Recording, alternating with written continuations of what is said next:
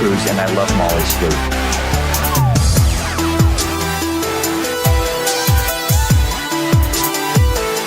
I am the eyes and ears of this institution.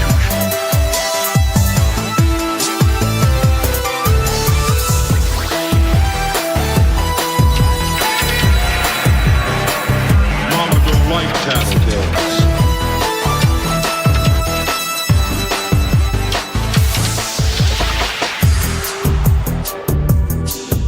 Who knows?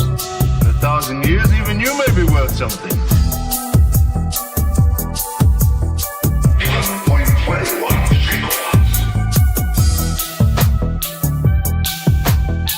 Little hand says it's time to rock and roll.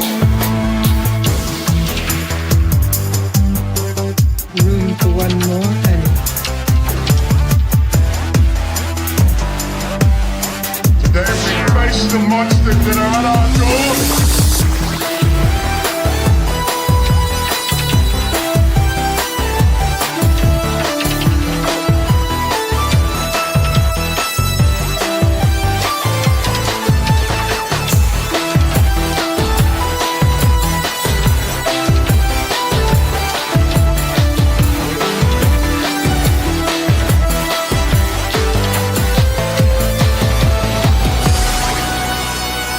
I think we live in overstimulated times.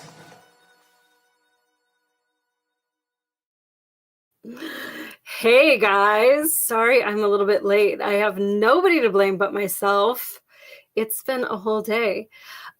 So today is going to be kind of unhinged and a little bit wild because I kind of have no idea what we're going to do. I have some idea and I've got some stuff here. But as you see, okay, so last week's show, God, okay, where do I start? Who am I and what is my purpose? I am Molly Sleuth. I was a teenage goth girl. Clearly, I've grown out of it. And so now I live in the Midwest and I bought this old house and all these weird things started happening.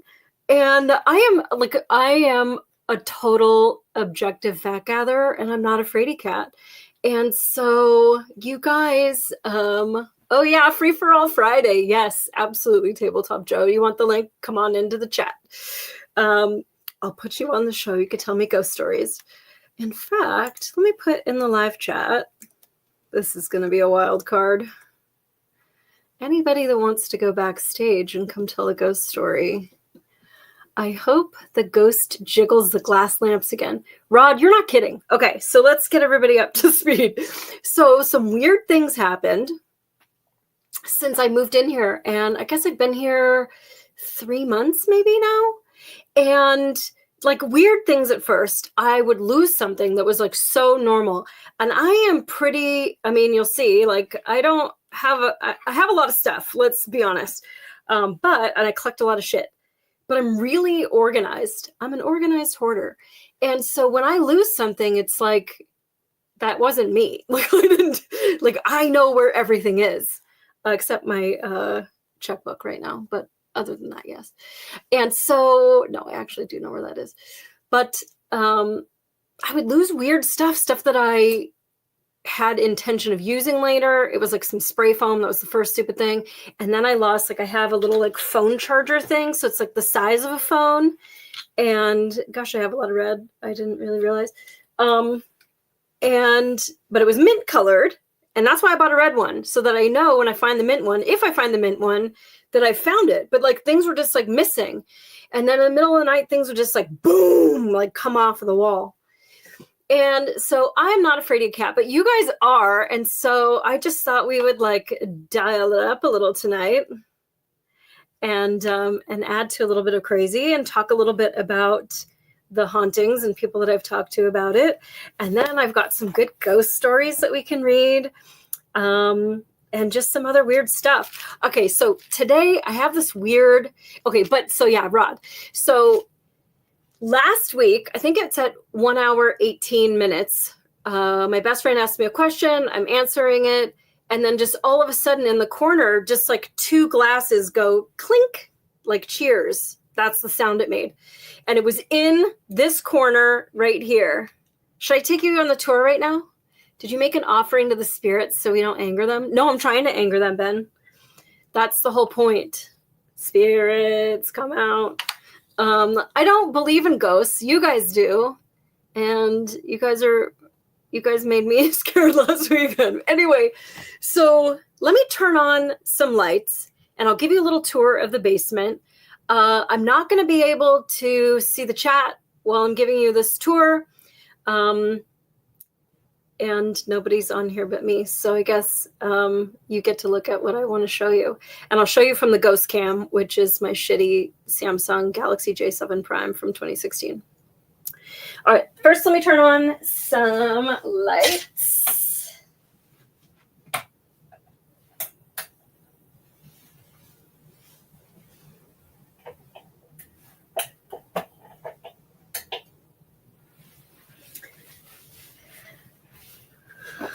All right, party's over. Everybody go home. Okay, so I will just narrate. Let me take you to the stairs to outside. Okay, so these are the stairs that go up, and that there's a reason they're hot pink and gold. We'll get to that. And so that's to the rest of the house. So this is the basement. And I've got HVAC. It's all very not exciting, and a bathroom and utility closets. But then I have a basement that clearly vampires, swingers, murderers. I don't know who lived here before me. The house is over 100 years old. Hopefully this red shag carpeting is not. And then there's even like this crazy red shag bench in the basement. And then there was a huge desk here. The old lady that I bought it from did a lot of sewing. And I'm going to have a sewing room, but this is a huge, I guess, 5-story house. So I brought all my sewing stuff up to the top of the spire. But this would just be like a hangout area. I guess, should I tell you guys what I'm going to do to it? I'll just show you right now, and then we'll go back. Then there's this big dry bar. Pardon my my computer being on there. And so, and wallpaper everywhere. This house had so much freaking wallpaper. But this is actually the only room that's got wallpaper left, because I have not touched this room yet, besides cleaning out the metric shit ton of stuff that these people left for me. I mean, they left 73 mops. It's a whole thing. I don't know why they were mopping this red shag carpet, but isn't this the grayest carpet you've ever seen? Oh, there's my bunny slippers. Hello. And then it's got this great electric fireplace. And I just had to put my skull collection in here for the week because I just thought it's fantastic. And then there's this whole other little nook area. And my mom is counting all of her antiques that I stole from her right now. And this rock wall behind there. And of course, my red couch. If you've known me the past 20 years, I've had this couch and you've probably slept on it. So there it is in this murder basement. And then on either side, there are these giant cabinets that I have my old costumes and like winter clothes in. So I think they kind of have to stay. But here's the idea. First, let me check the chat real quick. Oh yeah, and the bar, it has red shag on it. Exactly where you want something porous, where you're putting your drink. So that's good. And then ignore all the garbage behind here, like my neon dinosaurs and things, because I'm getting ready for what this is going to be. Did you make an offering? Okay, so we already got that one. Okay, so that is the Masonic Murder Lodge, or what I call the Masonic Murder Lodge, because there's a Masonic plaque in the yard and 3 flagpoles. And so I don't really know what this house was. The people that I bought it from owned it for 4,007 years. And I don't think it was them. They were very religious, I think, because they left like $1 billion little Jesuses and crosses and all this stuff. But then as weird things started to happen, I kind of like took a step back and started thinking, I wonder if these were just like talismans because of weird things that might have happened to them. And so then they were like, better put a cross in every room. And then when they moved, they're like, yeah, we don't need those anymore. I didn't see any ghosts. Well, hopefully not. But just weird things have been happening. And like, I'm objective, whether it's the Loch Ness Monster or ghosts or the Easter Bunny or whatever. Sure, why not? I have a big imagination. I love science fiction, and but I don't think there's ghosts. I don't think anybody, first of all, I don't think I'm important enough for anybody to want to hang out with me, except for you guys in the chat. That's exciting. You guys are like my ghosts. So last week we were doing the chat and the glasses like clinked. Now, I bought these like ugly 60s, 70s lamps things. Trust me, they're not as ugly as the ones that I took down from the 80s. And they like do all kinds of different colors. It's very cool. Oh, I've got too many lights on for you to see the magic that's occurring. But so I thought that they were on the floor and I thought they clinked together. So I'm like, oh, the glasses are over there. That's what the sound was. But then after the live chat last week, I got up just to make sure that I didn't break them because they were expensive. And they were like 1.5 inches to 2 inches apart from each other.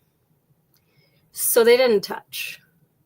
So I still don't know what made that sound. And it like shook me to the core because it's like, you know, you're telling a ghost story and you're like, and then the door slowly creaks open. Bah! You know, like you're just like, what? That was like the wrong time for like a mystery noise to be occurring.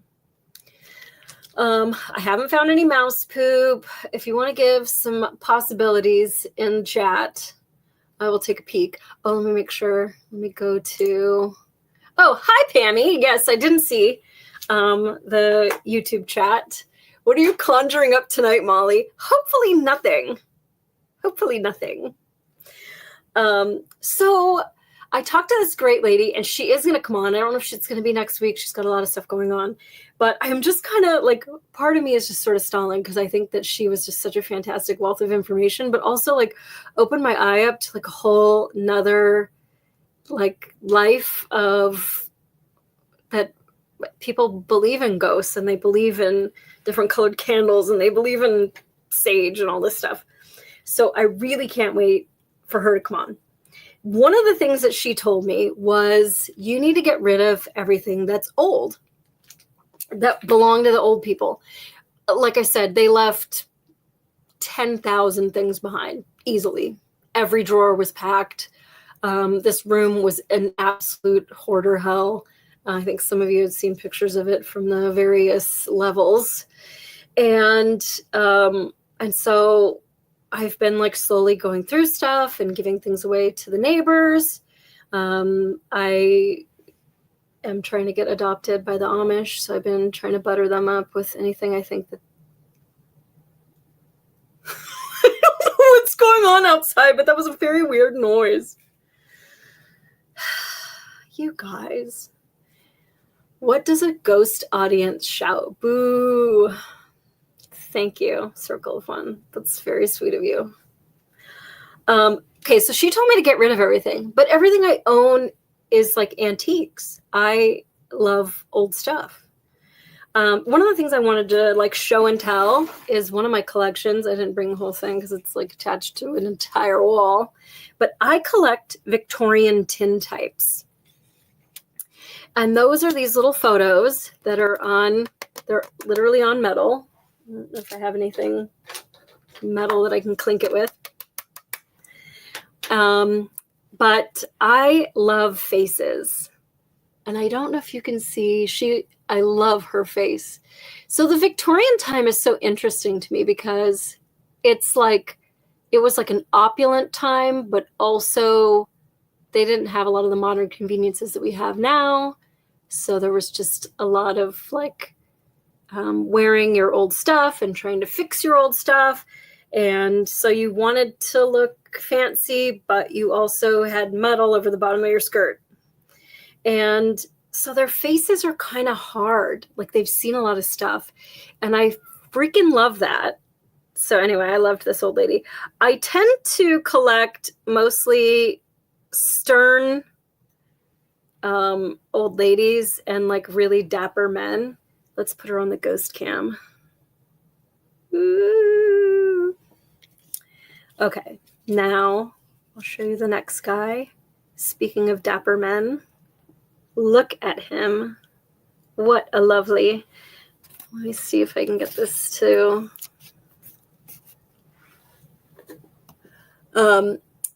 So they were hand tinted, those cheeks. I don't know if you can see him really, these nails. Clearly I ran out of time today. Pardon me. These are not my QVC nails. But look at that stovepipe hat. It's so fantastic. I have two more to show you. I love her. So her hat's off. Look at her little like braid hanging down and her like skeletal body. Like I wonder if she was like sick. She looks a little more well-to-do than some of them. She's very thin. Very thin. And the next guy I have, I'm just going to show you and you let me know if you see anything unusual.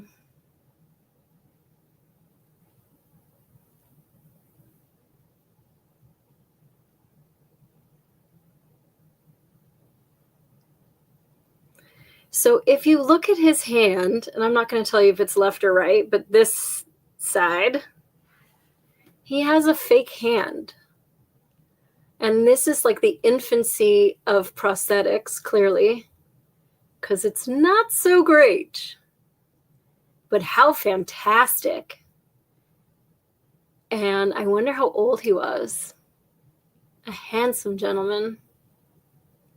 Wish I was friends with him. Anyway, I collect those tin types. I've got probably 100 of them. And if my friend Marie is watching, she knows we go to the antique fairs and I'm just like, take forever because I have to go through every single one. I have to look at their faces. Here's my hope. So I was a detective for many years. We can take a human skull and based off of the measurements of the skull, we can tell gender, sex, race, age, gender, sex. Listen, it's not 2020 anymore. We can tell sex, age, race. And based off of that, you can guess the depth of the tissue on the skull. And from that, they can create a mock-up of what that person would have looked like in life. And with that mock-up, they can say, does anybody know this woman that we found like bones in a park? And someone can go, oh my gosh, that's my cousin or whatever. And she went missing after her and her boyfriend got into a fight. And then like, oh my gosh. And then they can like solve murders. Based off the skull, they can make the image. What I'm kind of hoping is that because these have quite a bit, although my camera doesn't show it, but they have quite a bit of information to them. And my thought is, at some point, would it be possible to tell from the measurements of this person and their features to be able to know who they were related to? Because unfortunately with these tin types, the backs of them are just metal. You don't learn anything. Nobody wrote Uncle Jeff on the back. So I got nothing on any of them. Sometimes the ones that are framed will have something on them, but never really like a date or a city or anything. And as antiques go, these things are, well over 100 years old. And so they've probably gone from like town to town to town. But I love them. And it kind of makes me a little bit sad as somebody who has collected every photo from my family and I'm hoarding it, like, where's their family and how come this isn't at their house anymore? So they all have a home at my house. I like what Rod said, though. You can get rid of everything, but the oldest thing there is the house and the land, and you can't get rid of that. Also, this stuff didn't start happening until you moved in, so it's not any of your stuff. Okay, well, she said to get rid of the lady stuff, but then, as you're saying, the house was the lady stuff, and they poured a lot of love into this house. And maybe on another show, I will take you on a tour of all the other stories. But there's so many built-ins, and there's so many bits of like crown molding and little like creative things that he did for his wife. And it really is a house of love. And I haven't invited too many people over yet, but it's a good feeling in here. It's a really nice house.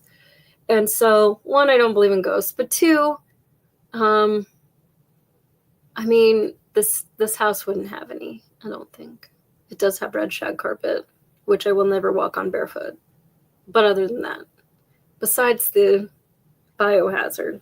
But I'm not getting rid of this shag because it's disgusting in the most beautiful way possible. He's been thinking he fooled everyone until tonight. I don't even know what that means. So, obviously, it costs a lot to replace carpet, and I'm not a millionaire. And if you find dead files, run. What do you mean dead files? Dead files? I don't know what that means. I have found a lot of files. In fact, she was a teacher, and I found some old report cards and reports from little kids. And some of them wrote some like really disturbing things. There's a lot of violence, and we've kind of been through enough of that in the past couple of weeks. So maybe if life simmers down and people stop acting like savage assholes, I'll read a couple of them, because these kids probably need to see a doctor. That's what I have to say about that. I did find something weird today. So one of the things, when I moved in, like I said, everything was covered in wallpaper. Everything. And so I'm like, all right, well, this room is going to be this color, and this room is going to be this color. And then I start peeling wallpaper. Every single room underneath the wallpaper was the color I wanted the room to be, which is weird. And so I feel like I'm vibing with the house or something. I don't know. And so the other day, I think it was 2 nights ago, 3 a.m, I'm up on Temu seeing what kind of Chinese garbage they have for me. And I do a lot of sewing, and I wanted to buy a heat mat that goes over. I'm a little anal retentive, so I spend a considerable amount of time searching for one with blue trim, because my little silicone pad that I put my iron on is blue, the iron is blue, the ironing board pad is blue. I got a thing going. And so these things are only like 80 cents on the internet. And so they give you like a sorted color, like they'll just pick it for you. And I'm like, but I really want blue. So I had to find a blue one. And that was not this morning, but yesterday morning. And I found my blue one for 89 cents, and I bought it, and I was like, okay, cool. It appeases my anal retentive. So today I'm cleaning up some stuff, taking some stuff to the garage. They left me so much stuff. If you like Christmas stuff, I have a lot. I have a lot of everything. And so I'm cleaning up part of the sewing area because I'm making a new sewing room, like I told you. And I found new in the package a net ironing cloth with blue trim. What? Like, that's so weird. It's exactly, I mean, this is new. This isn't like a 1960s thing. It's never been used. It's exactly what I have coming. And now I will have 2. It's very weird. that I was like, I gotta have a blue one. And there was a blue one waiting for me. It makes me feel like I shouldn't go shopping ever again until I start cleaning out some of the stuff that's been left behind. I mean, every cabinet, every closet, it just has, I mean, I'm looking at 700 rolls of more wallpaper, if anyone needs some wallpaper. So there's just stuff kind of everywhere. The ghosts find favor with you, hopefully. So anyway, it's just kind of weird. I feel like maybe I was meant to live here. And it's a whole story. You can go back many shows ago, but I was homeless this year. And then I bought a house from a dead guy. I spent a lot of time crying. My realtor like fucked me out of $8,000. Donovan, forgot his last name. What a dick. Anyway, so I was able to put 5% down on this house. So clearly I'm rich. And now like I'm just trying to make the best with what I got and what I can afford. So let me tell you what I'm going to do to this basement. Because, okay, you see, this basement would be perfect if you wanted to do like a whole vampire thing and make it like dark gray and put a lot more Victorian antiques in here. But, like the rest of the house is pretty Victorian and Art Deco. I mean, I like a lot of different eras, but I just thought it's like too heavy for a basement, and the basement should just be fun and like not take itself seriously. It's Red Shag. So I'm pretty much done with everything upstairs. There's a couple little button-up projects that need to be done upstairs, like the sewing room. But otherwise, it's good to go. So I'm going to be starting probably after Halloween because, like, clearly this is my era to work on the basement. So let me tell you what I have planned, and then we'll move on to the ghost stories. This room is going to be like a psychedelic neon 60s, 70s, 80s, like movie monster, B-movie, like neon, just sort of chaotic. Let me see if I could find something that really exemplifies what I'm talking about. Ooh. So, and I bought this brain the other day. Really excited about that thing. Anyway, so yes, abuse the emotes in the chat. That's a good one. Here, you can have this one. Oh, I still have all my stuff from the Masonic stuff. Here's my sexy witch. So behind me, this is like a somewhat fake brick wall. It's like, there's texture to it, but it's not brick. So maybe I should pull the candles away a smidge before the whole wall goes up behind me.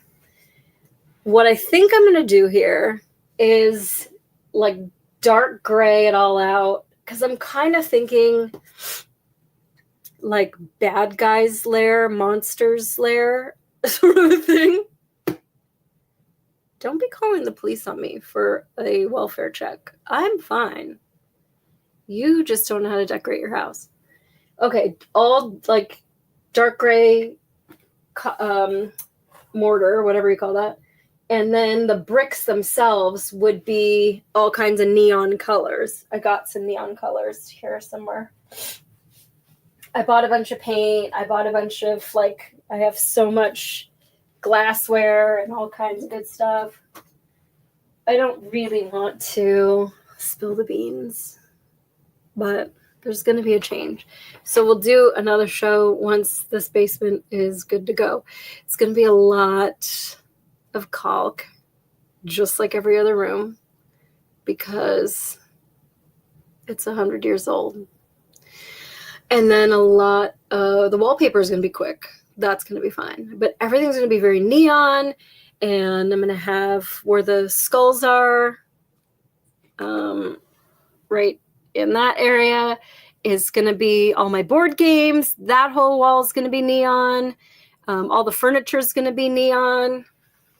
And then on this side, where the sewing nook was, is going to be a big screen TV to play all my old B-movie monster movies, and a pull-out couch so y'all can sleep over.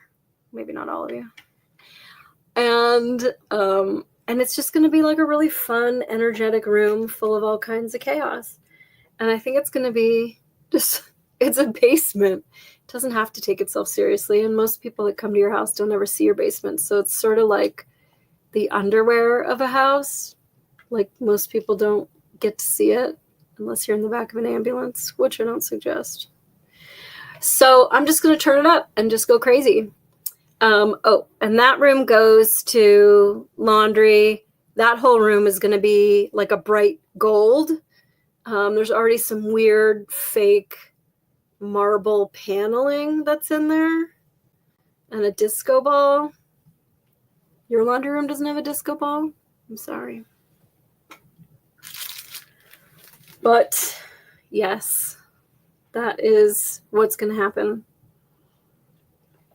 I'd like to do a seance or something down here before I change it all, but I guess monsters will come if it's neon too. It doesn't have to be vampire. But I just think it's going to be kind of fun. Fuck it. That's why. All right. So I got a few books tonight. I already put some aside that I said no to. Oh, I also wanted to show you. I found this picture on the internet. This lady lived in my house. I don't know what year that was based off of her outfit. I'm going to say 60s. So this might be the she of the shag rug. Lady of the murder basement. I also found this, although it was totally framed. I hung it in the hallway, just up another flight and a half. And I turned the corner and it just like jumped off. It was on a screw, like it was set onto a screw, and it jumped off the wall and took a dive, but it made it. So I don't know who that is, but it's not the same dress or lady as the lady that we know lived here. And I mean, this could be a relative of the people who sold me the house, but like, why wouldn't they take it with them? It's a modern copy that was in an old frame, clearly been blown up because you can see that it's got a little bit of trim where it wasn't to center it. And I'm going to hang them up again, maybe with 2 screws this time. So that is that. All right, now Grandma needs her glasses. I found at a thrift store, I found Haunted Lakes for 99 cents, so you know it's good. And these are Great Lakes ghost stories, which I thought could be festive. Michigan Haunts and Hauntings, if you want to learn more about the beautiful state that I live in. And the little girl who wasn't there. Oh, the candle started sizzling. I think we have to read The Little Girl Who Wasn't There. Let me just take this little skeleton and put it in there. So we could read those. I also have a copy of The Best Horror of the Year. I'm not reading that to you. These are short stories, short-ish. I actually have a lot of ghost stories, but I didn't want to bring like my whole thing down. And then as I was like going through the house, I was like, oh, or because of the detective thing and all that stuff, we could read the very first book in a series of Nancy Drew mysteries, which was very popular. This one's from 1930. So it's still younger than the house is. but it's about the same era. And this is, and I haven't, first of all, I've never read these. I do know how to read, though. Usually you don't need to practice. Usually you could just read.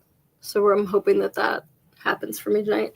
And this I haven't read since I was a kid. I have every single Nancy Drew. I haven't cracked this one in 400 years. But it is The Secret of the Old Clock. So, anyone in the chat decide what we want to read?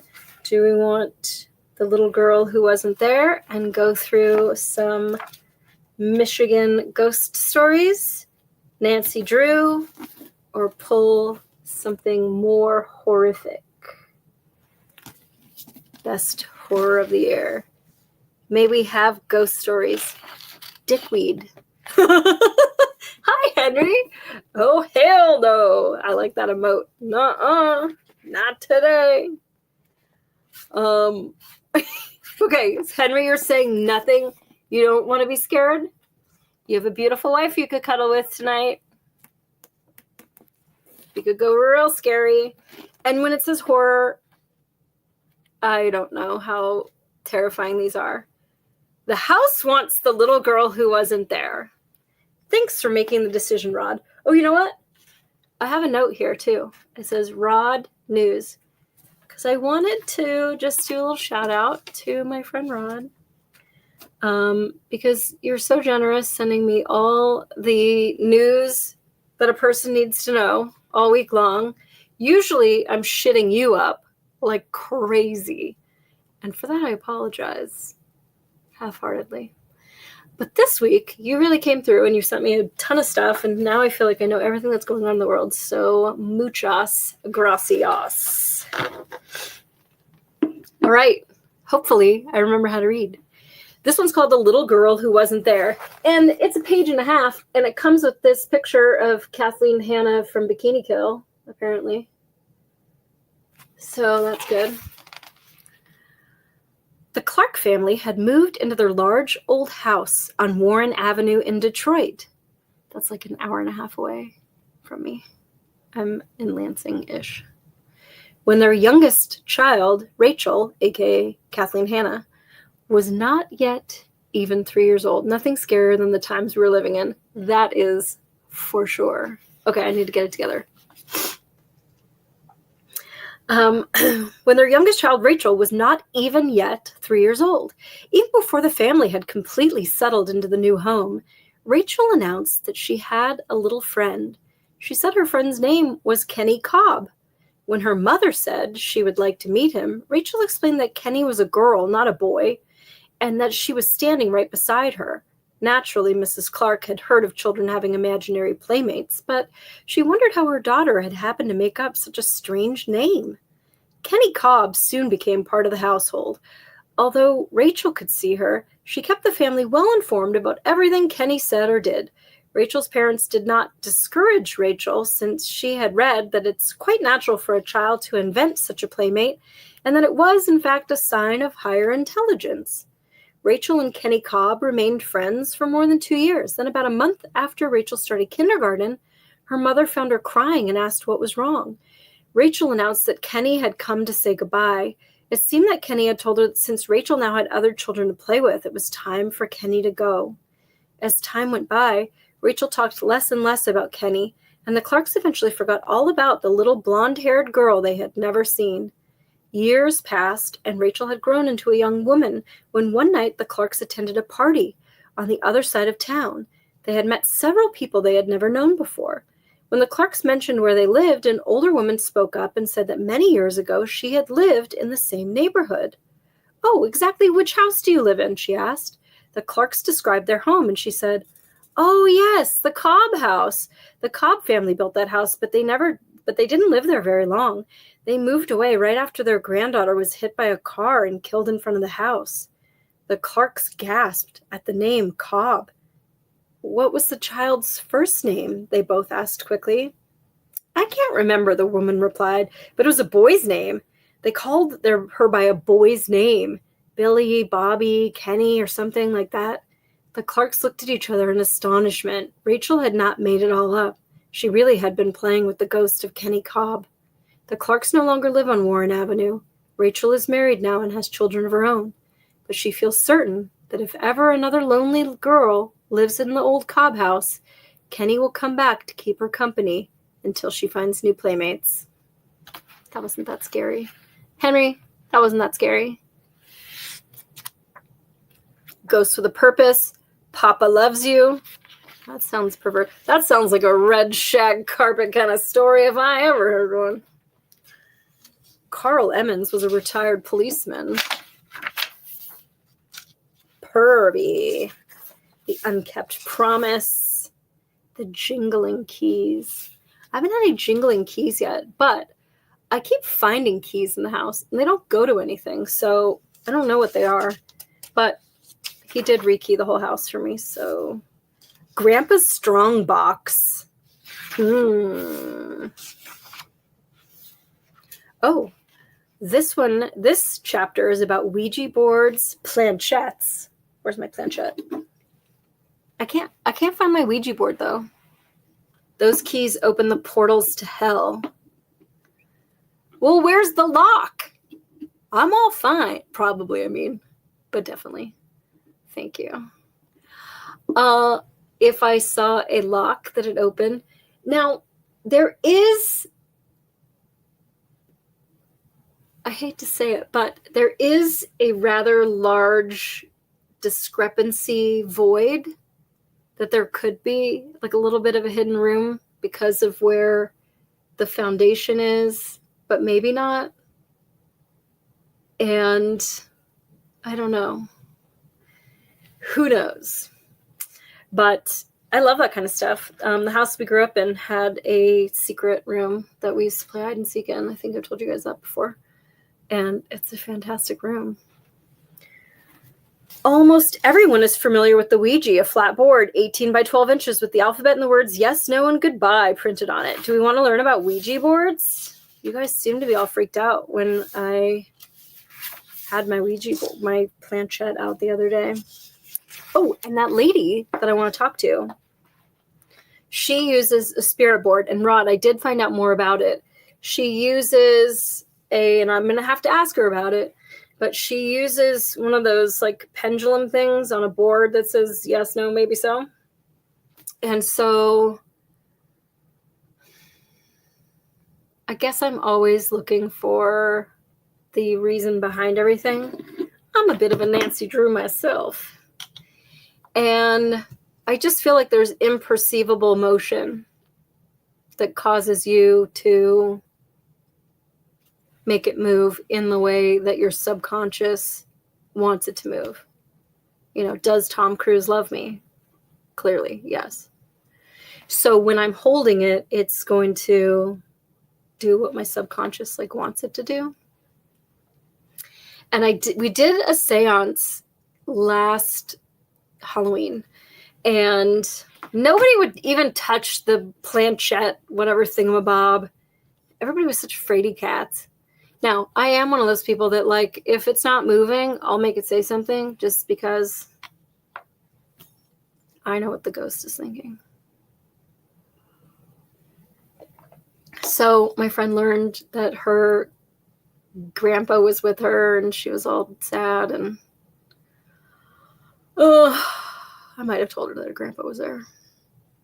Looking back, maybe not so good. Probably should have found out how she felt about her grandpa. If my grandma was here, though, I'd be so happy. But then I'd be sad for her because I think she has like way better things to do than hang out with me. Okay.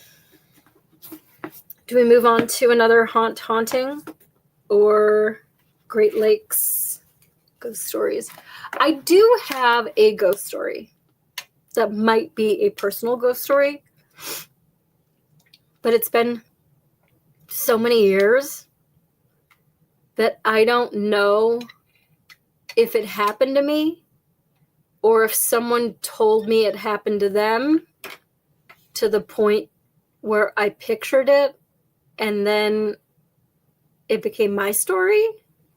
I think we need to turn the lights off for this one. Pardon me.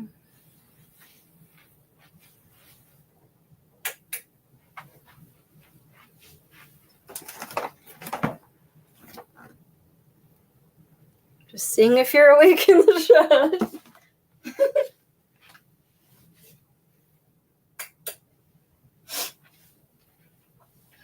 Okay, good. Now the ghosts have gone to sleep. Okay, so I had this friend growing up, and she had like the most like 60s 70s house with like the conversation pit that we would all sleep in at her sleepovers. She was super popular. Everybody was always sleeping over at her house. Allegedly, she had these two ghosts that lived in her house, Charlie and Mary. It was mother and son, and Mary usually stayed up in her mom's closet, and Charlie could go with her to school. Even in third grade, I felt that was bullshit and that she was saying it because she wanted to be popular, that there were like ghosts that lived in the house. Now, this would have been 83. They probably weren't the original owners to the house. I don't know. It was in a place, Hidden Hills, which is like a she gated community. And I think they were at the end of a cul-de-sac. But it was like a single-story house. I don't think there was a basement. And she had a bedroom, but for some reason we would always sleep on the floor of the guest room. And asked the ghosts to make another sound and or a full corporeal manifestation with ectoplasm residue. I feel like you just asked them to. Hey, if there's a ghost in here, hump my leg.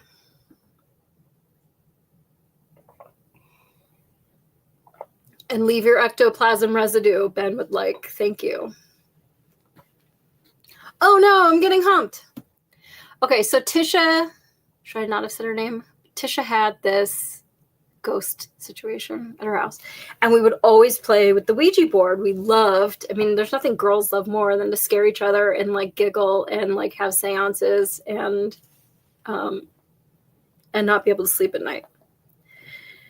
So I tell you that because she had told me so much about this ghost situation. I don't know if she told me that this happened to her or if it happened to me. I feel like it happened to me, and I'll tell you why after. And I'll tell it from my perspective. We're sleeping in the guest room.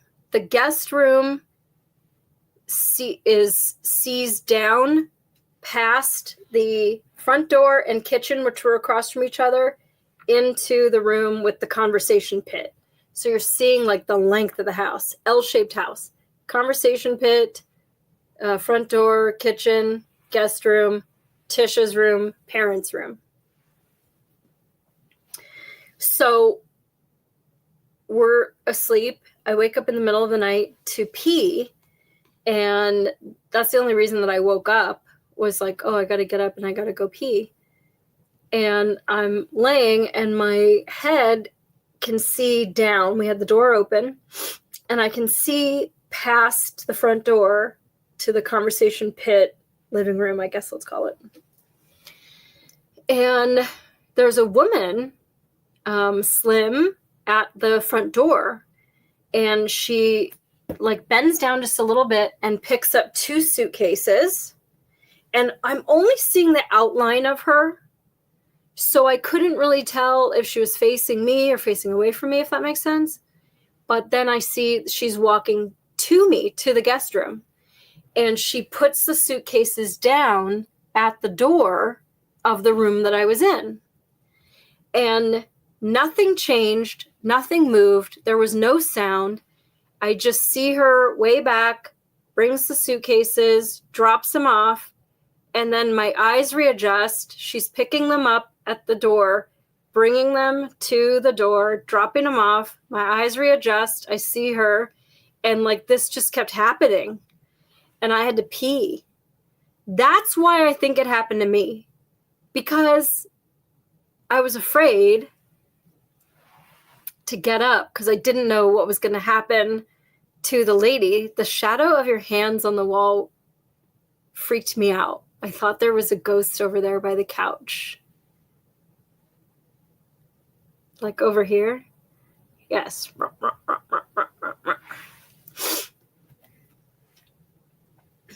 Maybe I should just do it over here. Oh no, there's a ghost over there. You guys are so freaked out. I'm home alone. And I'm not freaked out. So I think it happened to me only because it's just like an odd tidbit that if you were telling the story, I don't think that you would say I had to pee like so bad and I didn't want to piss her off or make her realize that I was awake by moving or getting up. There was some like boom. Listen, Home Alone isn't a ghost movie, Molly. I don't know exactly where that was, but it sounded like it was in the backyard. And it sounded like a squirrel landing on my roof, which is 4 stories up, which I wouldn't be able to hear from here. Hey, Ben, do I tell him about the trap? I feel really bad about that. Things go missing from the yard, too. And I don't think that anybody's stealing them, but I don't know. I had a trap and it got stolen. Who would steal a trap? So, yeah. So I don't know if that's like a ghost experience. I mean, you know, when it's so dark, you can see all kinds of shapes and stuff. And maybe just Tisha's idea of stuff came into my head. But why I saw a lady picking up suitcases and bringing them to the room and dropping them off over and over again, like 20 times. And I was just like frozen. I didn't want to move. Certainly I didn't want to go pee. And I don't really remember what I did. I think I just ended up falling back asleep. Or maybe I woke up Tisha. I don't know. Anyway, worst ghost story ever. Next. Okay, Haunted Lakes 2. I think this just tells about, like, there's a lot of ghost ships in Michigan. And so I think this is more about, like, specific underwater ghosts. A particularly chilling ghost story that appeared in the December 15th, 1899 issue of the Manistee, Michigan Courier newspaper indicates that it can happen. The dead can converse with the living. Thanksgiving will ever remain a sad anniversary for the family of Captain W.H. Hargrove of 897 Trumbull Avenue. Isn't it amazing how, like, the newspapers back in the day, like the lady who used to live here, like they just dimed her out and gave the address of like, oh, they got married and she had lilies and in attendance was her Aunt Janine and now they live at this address and they hide the key under the lawn gnome. We've gone to a very low trust society is what I'm trying to tell you people. Wednesday, he brought to their home the body of their only son, Benjamin L. Hargrove, who on Tuesday last, this was written a while ago, fell 70 feet from the mast of the steam barge, the Ira H. Owen, at Erie, Pennsylvania, and died 4 hours after he struck the deck. Dude. So you like 70 fucking feet and you're alive for 4 more hours. That must have been some pretty terrible 4 hours. A few nights later, after the accident, the father, who is the captain and owner of the schooner John Kelderhouse and was unaware of his son's death, was passing through the Straits of Mackinac. That's above. That's Michigan's little mitten. It's above it.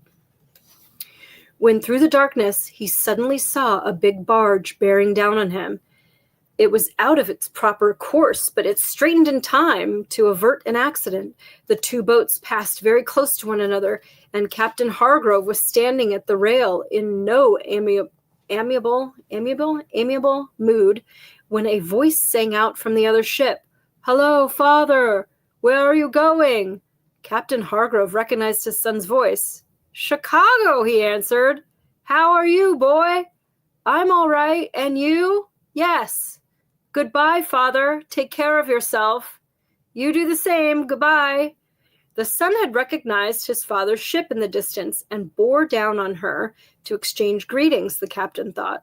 When Hargrove arrived at Chicago, he found an awaiting telegram announcing his son's death. The ill-fated young man, who was 27, was to have been married within a few weeks to a young lady of Belleville, Ontario. He had sent her money to make some purchases for the little home that was to be theirs, and she was about to carry out his instructions when the news of his death came. The young man was formerly a resident of Belleville and was a member of the Belleville Lodge F&A. So that was the whole news article. But that's weird. You're like, oh, hey, there's like a giant ship passing my ship. Like, hey, of all the people in the world, it's my son. What's up? Are you cool? Yeah, I'm cool. Hey, Dad, take care of yourself. I won't be seeing you ever again because I'm secretly dead. Like, that's weird. I don't know, like nothing that weird has ever happened to me. If somebody wants to jump in to the backstage area chat and tell a ghost story, that would be fun. Let me post the StreamYard again. And you could just click on that with your little phone if you want to tell a ghost story. You guys are wieners. Roddery said he wouldn't come on the show tonight because he needs a relaxing night. Do you have cucumbers on your eyes and a little like mud mask on?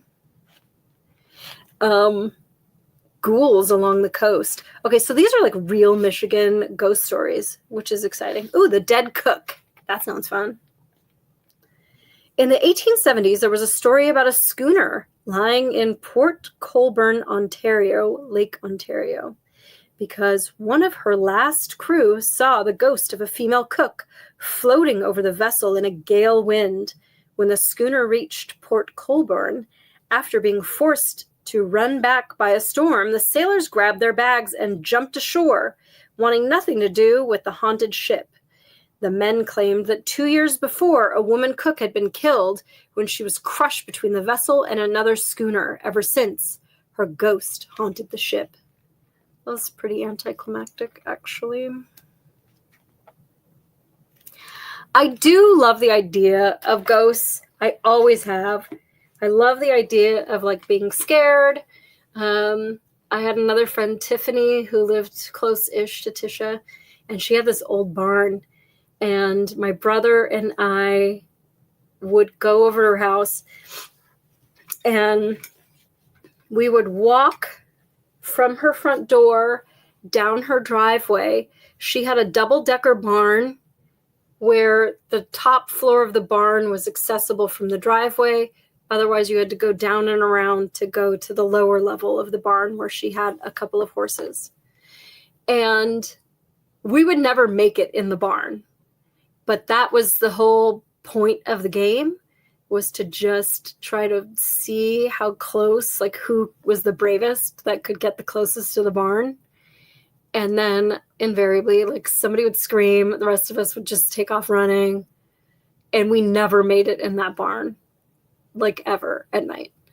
It was terrifying. And that was just the thrill of it, the excitement of like what could possibly be in there. And I think that's what I really love about like ghosts and monsters and stuff. It's just like that imagination that gets you just like all bubbly inside. And I don't know. Anyway, I'm probably boring you guys, but I could do more ghost stories. But maybe we would have a book club and we would read all the Nancy Drews, because they really are. One, they're wholesome. Two, like she's just a little superhero solving all the crimes of her neighborhood. So they were really great books. My mom and my aunt grew up on them. And, well, they were much older than Nancy Drew. So my grandma loved Nancy Drew. And then I became Nancy Drew when I became a detective for LAPD. And now I'm here in the Michigan basement trying to scare you guys. So that's good. I kind of just wonder, like, I don't know that I've really cracked this one. I belong to the Friends of the Library. Nancy Drew is probably dead by now, so maybe she counts as ghost stories. I mean, this is like 1930. So, and she's like a teenager in 1930. So my guess is she is probably voting Democrat. Let's take a little peek at this. Featuring stories by a bunch of people I never heard of. Okay, pick a number between 1 and 431.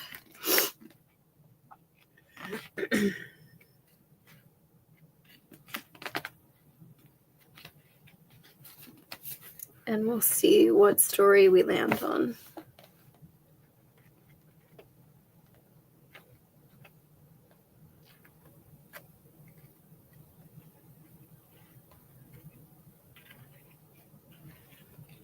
Have you all been killed by ghosts? 429.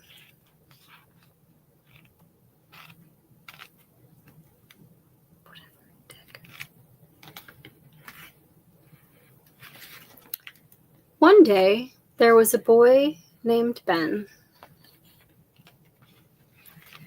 Ben didn't know how to get along with the other children.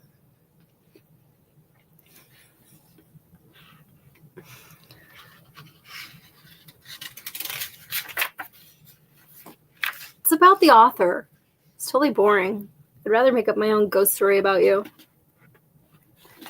Do you guys remember those spooky stories to tell in the dark, scary stories to tell in the dark? I have those someplace, I think. And they were the best. There was one, I remember, that this man found shelter, and it was raining really hard. And he went into this old creaky house, and he was very scared, but it was obvious that nobody had been in this house for a very, very long time. And so the house is leaking, but it's better than nothing. And he doesn't even know what town he's in, but there's a warm bed that he's very grateful for. So he gets into bed, and he pulls the little meager blanket up, and he falls asleep.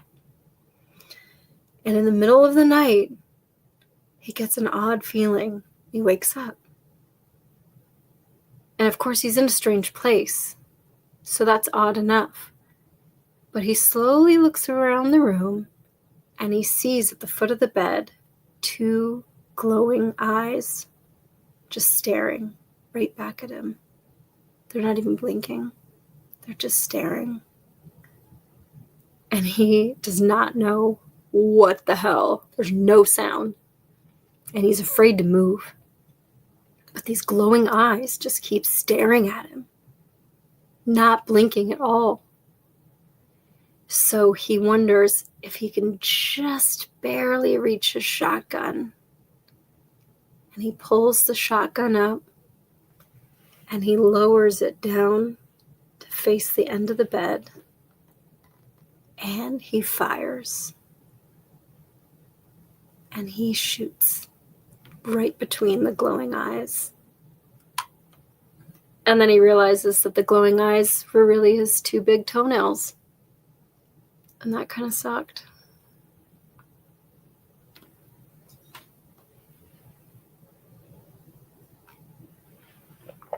That's probably not how the story ended, but he did shoot his toes. They were his toenails glowing at him in the dark. He did shoot them. And his name was Ben. Okay. Well, I got all like gussied up for nothing, I guess. I don't know. You know, just me hanging out in the house. Oh! Oh, yay! Okay. For his toenails glowing at him. Wait, hold on. I just heard me in your thing. Yeah, I had to turn the sound on. Hi, friend. Hello. Do you have a ghost story? Well, I lived in a haunted house for a year. I think I told you about that before. A little bit I told you about. Yeah, so tell us about the ghost, the house. Well, this was I can't remember how old I was. Um, Maybe my early 30s. I had a couple roommates. We wanted to get a house together because we were all sick of living in apartments. Uh-huh. So they actually found the house and they were going to move in together, but they needed a third person because they couldn't afford the rent on their own.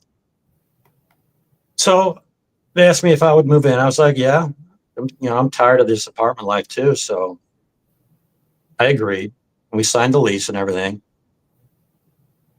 And we moved in. And on moving day, we're all unpacking our boxes and putting everything away. And we were in the kitchen and we're all putting away our pots and pans and all of our stuff. And somebody opened up one of the cupboards like up above. And as soon as they opened it up, you could smell this strong whiff of like heavy incense and like really like smoky type of a smell coming out of this cabinet. And if you look underneath the shelf above, you could see it was all black underneath because obviously they had been burning candles in there or something. It In was the some kind of, shelf?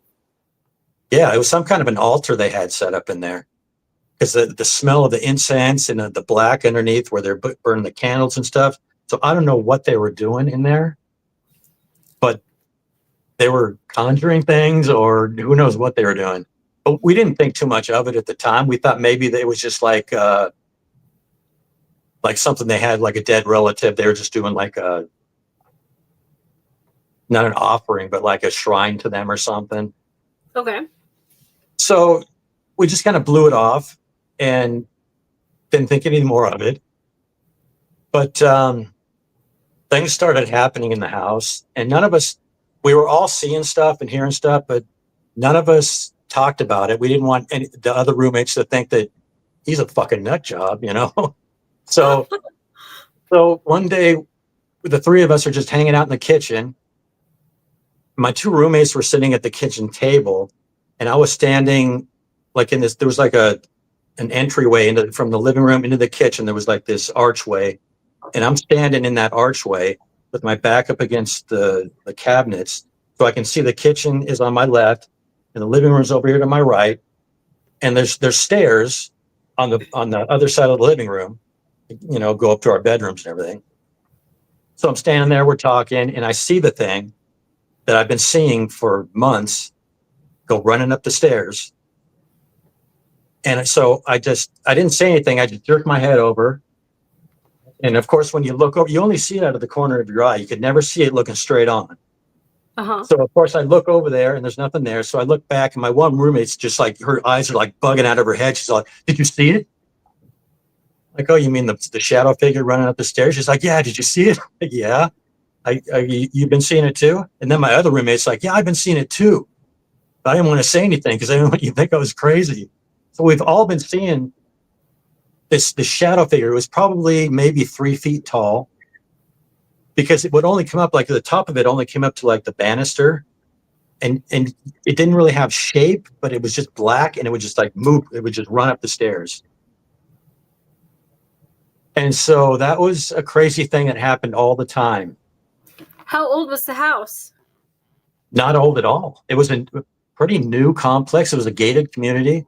It was one of those communities where the houses are just like stacked one right next to each other, just like packed into this little area.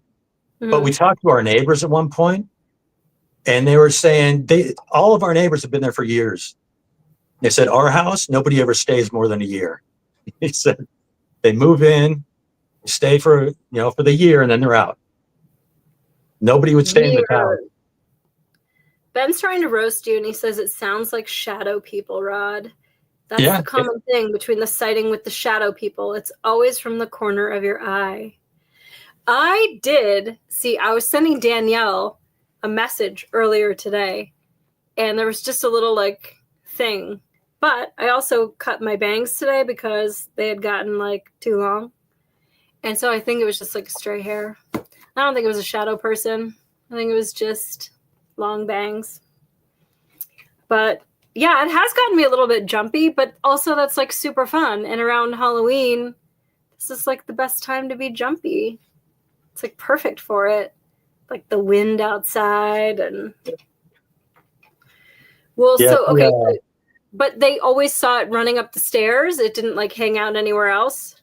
Well, later on, my roommate would tell me sometimes when she would be home alone in the house, she said that she would see it coming in and out of my room. I think it lived in my room. I think it lived in my closet, actually. I just had that feeling like something lived in there. And a lot of things happened in my room and around my room. Like I used to be home alone a lot in the house because my roommates would, like, after work, they'd go to their parents' house, or she would go to her boyfriend's house. She'd stay over there. So I was alone in the house a lot.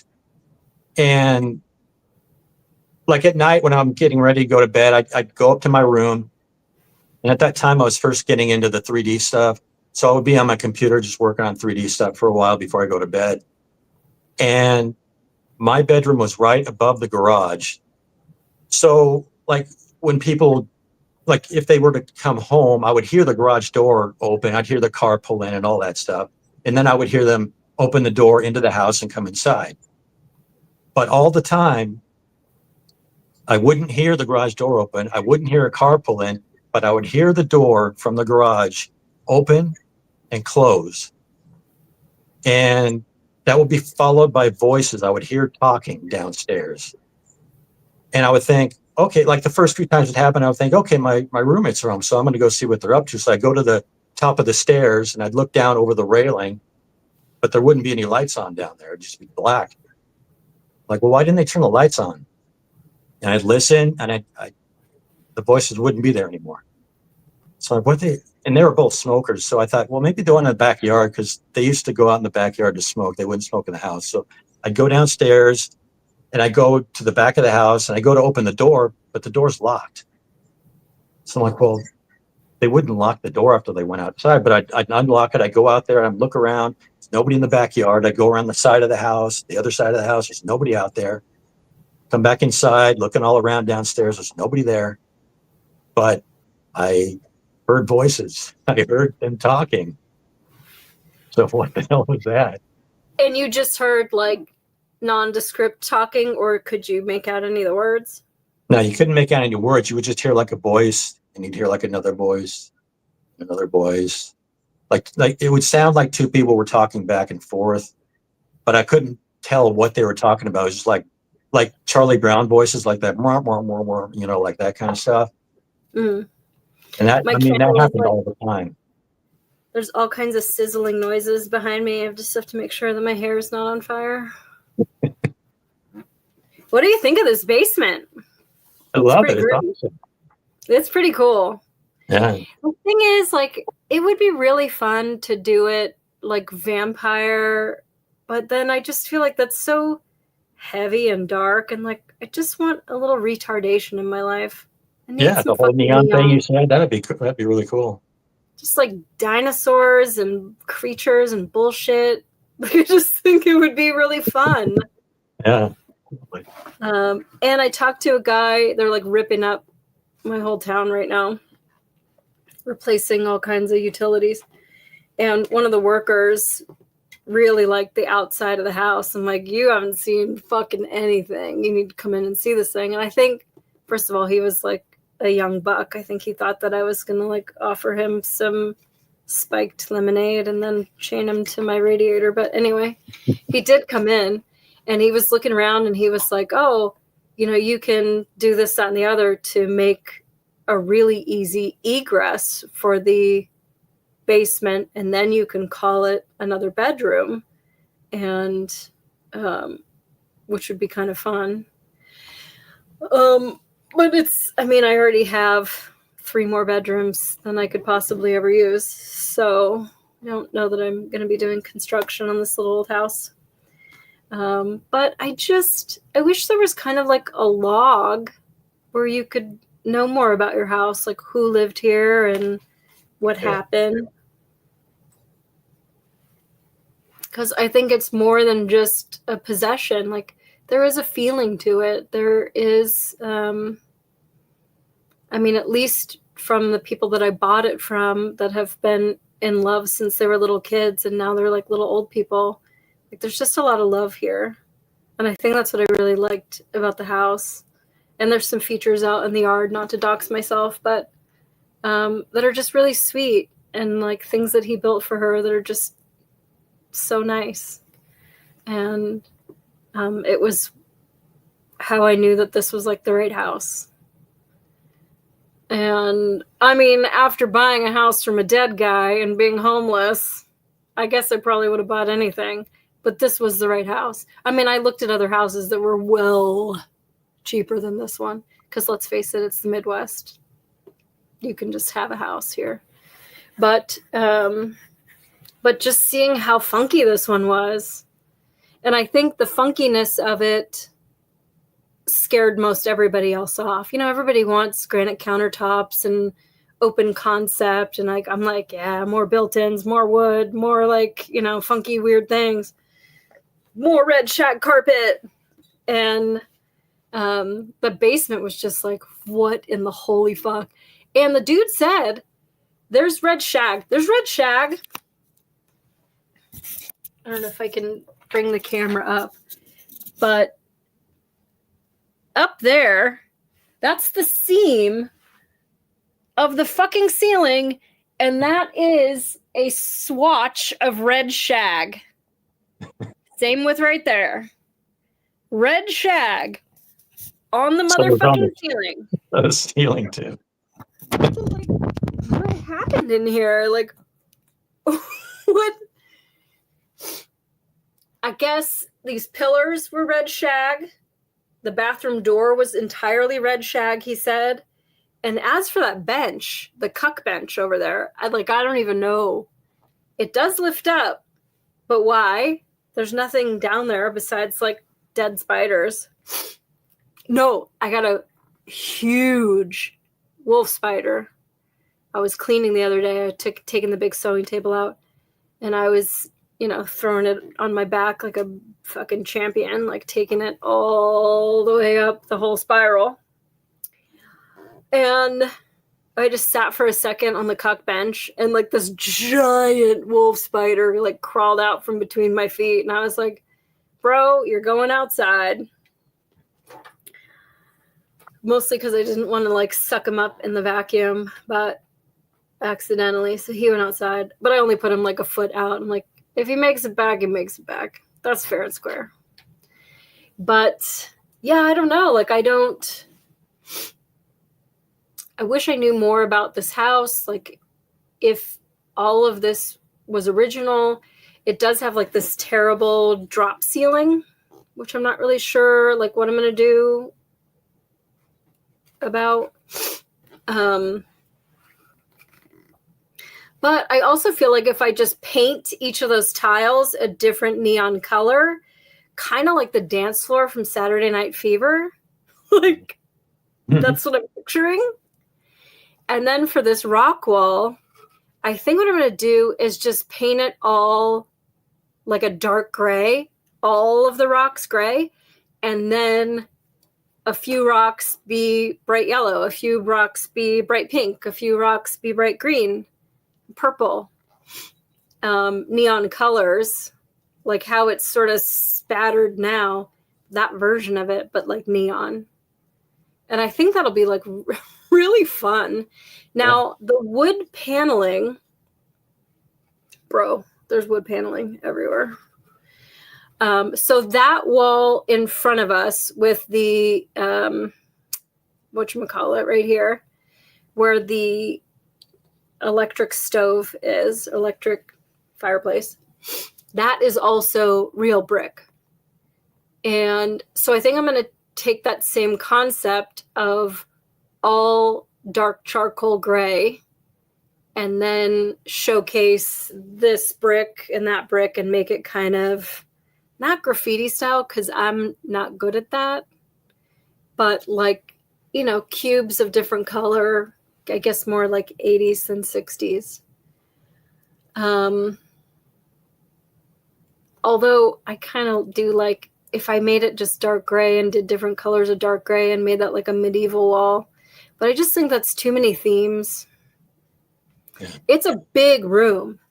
So like on this left side here is going to be like all board games and conversation pit and all like seating area. And then on the left side is just going to be TV, just, you know, cuddle under a blanket and watch a monster movie Mhm. with your back to the stairs, which is going to be even scarier. And so, like, so far, all I've done is everything to that curtain. Then that's when the house stops, or at least what I've done to it stops. And so that curtain is pretty fun. There's like a creep show sign on the other side of it saying like, welcome to the creep show. And he's like pointing like to come down into the basement. And then there's like portraits of like aliens and stuff going up the stairs with some motion lights up there. And I just think it's going to be like really fun. I need to make more friends. But once I have this, people are going to want to come over. So I think it'll be really cool. And like, I'm really excited to get started on it. This is the room that I've been wanting to do. Like the rest of the house you've seen is very, you know, antique, very elegant. Some rooms are. I do have a certain amount of dark humor and to my decor. But this room is just going to be like something I've never done before. It's just going to be intentionally fucking crazy. So I'm really excited about that. And thanks to Temu, this show is not sponsored by Temu in any way, shape, or form. Because they just have the best neon garbage. So it was on it. What the fuck was that now? What? I don't know. It was like a click or a clomp. And it came from that corner. That's the corner on the other side of this chair. That's where I heard the glasses tinkling. Now, on the floor here was where those lights were. Right. And I had one on either side of this light. But they were like 1.5 inches and 2 inches apart from each other. There's no way they could have clinked. So even though there was glass over here, and I thought that that's what it was, it really is more. Take the ghost cam over. This corner here. I bought this lamp from the thrift store. It's going to be so awesome when I paint it neon. I just love the shape of it. It's going to be a good little crazy lamp. But anyway, all the sounds seem to come from this. And like, that's a rock wall. It's not like there's like a mouse behind it or something, you know? Because that's the outside. Like, that is an exterior wall. But yeah, I don't know. This carpet is something else. It's just so exciting. I really just like this room. It's all kinds of fun. So I do need to get another hanging light from over there. I've got, behind the bar here, there were 3 mirrors that were hanging. And I bought some monster posters, and I'm repurposing the frames to use for the monster things. And then these things, I really like these. They're pretty cool. Obviously, the wallpaper has to go.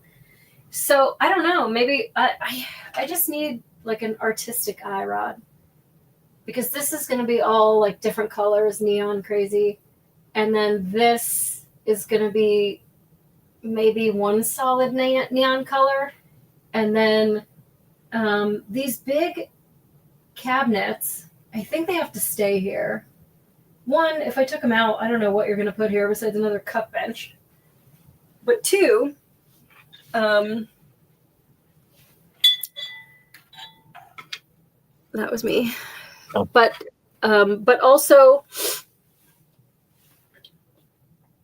I do use them. And they make this like contact paper.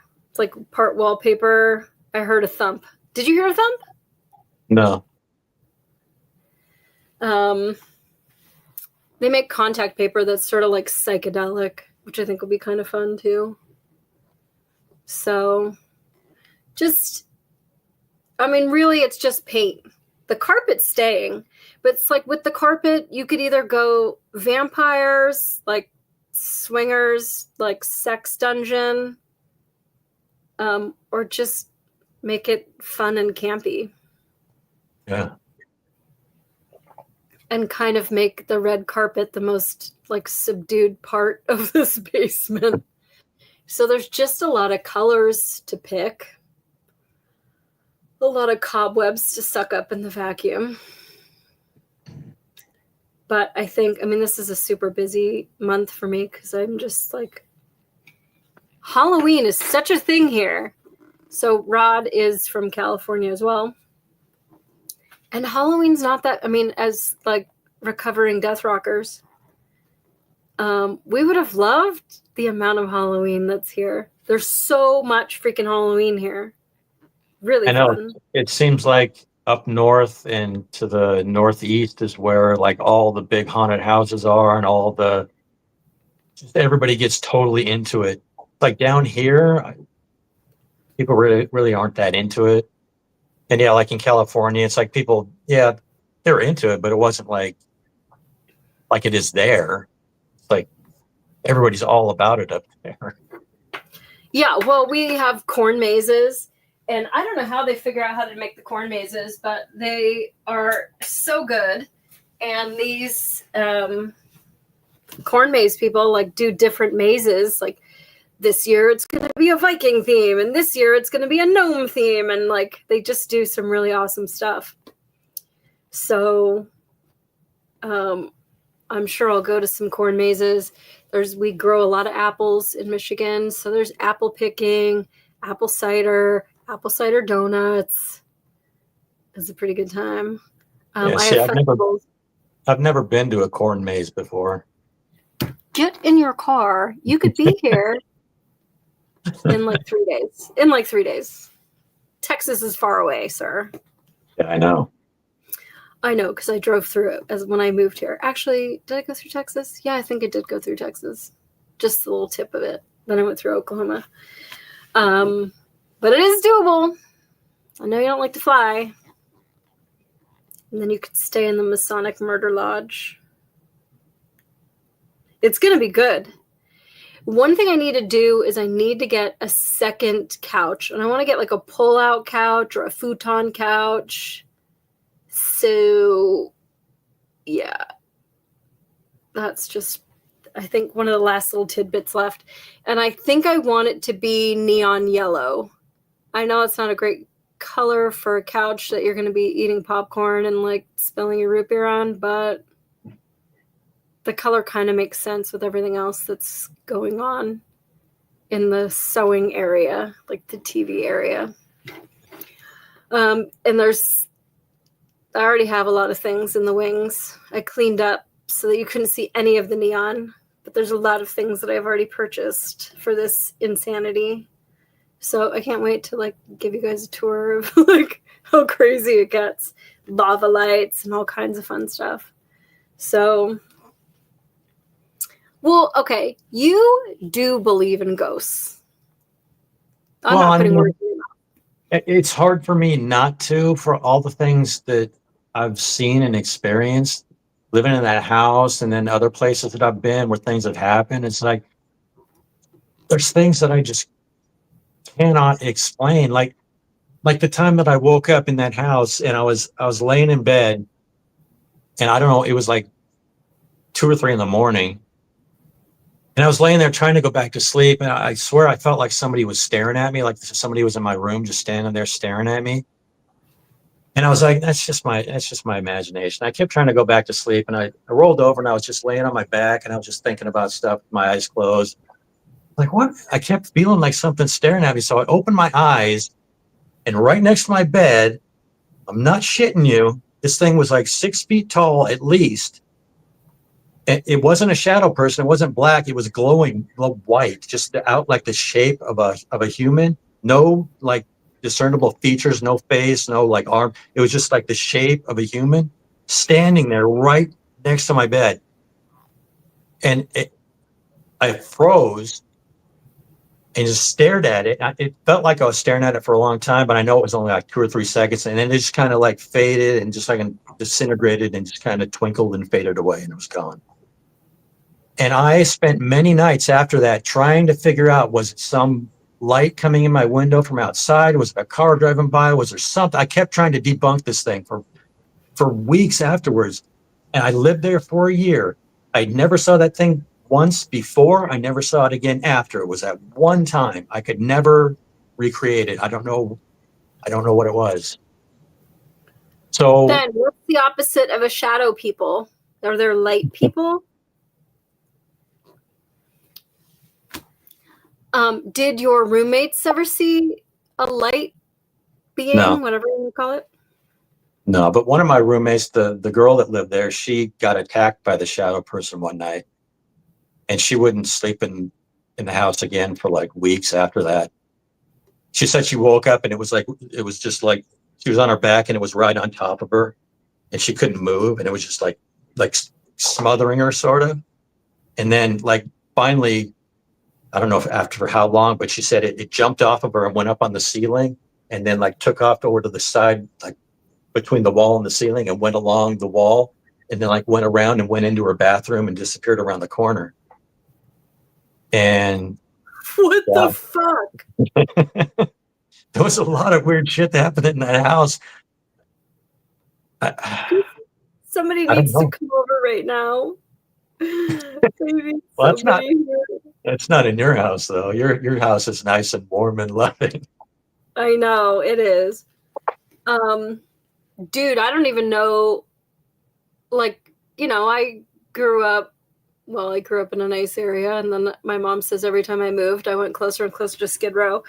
So I'm not a stranger to like real threats. When I say real threats, I mean like gangsters, rapists, murderers, all the delicious things that Los Angeles has in store for women. But like some shadow thing on my ceiling sitting on my chest is like, I don't even know what to shoot. Like, that's like not cool. So that's the other side of that is, are there ghosts or are they actually demons? Because I don't know necessarily if ghosts exist, but I do believe in demons. It could be that. And maybe there's various forms of them. Maybe some of them, maybe they're not all like evil trying to possess you and kill you. Maybe some of them are just like ones that like to play tricks on you or something. I don't know. And so, I mean, that's interesting. But so then do you think that the reason I can't be haunted is that I don't give any power to that kind of shit? Maybe. I don't, because I mean, yeah, lots of people never see anything their whole life. And then like me, I've seen like more than I want to see. So I don't know. I don't know if it's because you're so like analytical and you're just like, you don't believe and you don't want to, I want to believe. I want some demon to sit on my chest tonight. I'm just home alone though. So there's that. Think about the history of trickster creatures in folklore. Fairies, for example. Yeah, I don't know. I mean, so this lady that I met, I can't wait for her to come on the show. But she basically said to tell them to knock it off and that they didn't have any power here and they had to get out of the house. And I was like, well, I mean, they don't have to get out, but like, if you're going to live here, you need to pay rent. Like, that was like basically, You need to be helpful instead of like hiding shit from me. Help me find shit that I can't find. So she was like, I've never really heard of that. I'm like, well, that's what I'm going to ask for. Because if there's ghosts, there might be some like money in these walls. Maybe the old people left a little something something in a drawer somewhere. Actually, I manifested an ironing cloth today. That's just so weird. Should call up little sister Kate. She's told us a lot of her paranormal experiences. Yeah, I don't know why all the creepy things want to go talk to my sister. None of them want to talk to me. When you were talking about taking the wallpaper down in all the rooms with the colors that you wanted, I was thinking, were they really the colors you wanted, or are those the colors that the house wanted? And so it was telling you that those were the colors that you wanted. And so. Yeah, I mean, I don't know. It's not like there was a little peak of the color below. Like, this place was fully dipped in linoleum and beadboard and wood paneling and wallpaper. They wallpapered the tile in the bathroom. You said they put wallpaper over wallpaper. I feel like some texture. I think there's like tile behind this one. And it wasn't like, some people are like, well, my bathroom towels are already pink, so I'm just going to do the room pink. I was like, I want this bathroom to be like blue, and I'm going to do like a Moby Dick theme. Like, I don't know. It's like your house. Do whatever you want.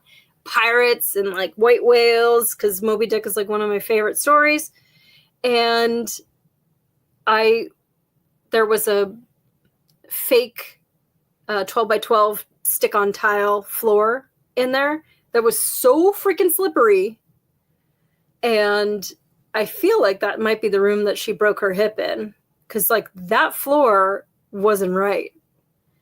So I'm like, well, this floor has to go. Like, it's too slippery, this plastic shit. And I pop a tile, and there's just the most like perfect 1920s tiny little pool tiles in this beautiful blue and gray and white. And I'm like, what the hell? I totally wanted this room to be blue, and now it's going to go with the tile. It's great. And the biggest bedroom was this awful like seafoam green color, but that was the only room that wasn't wallpapered.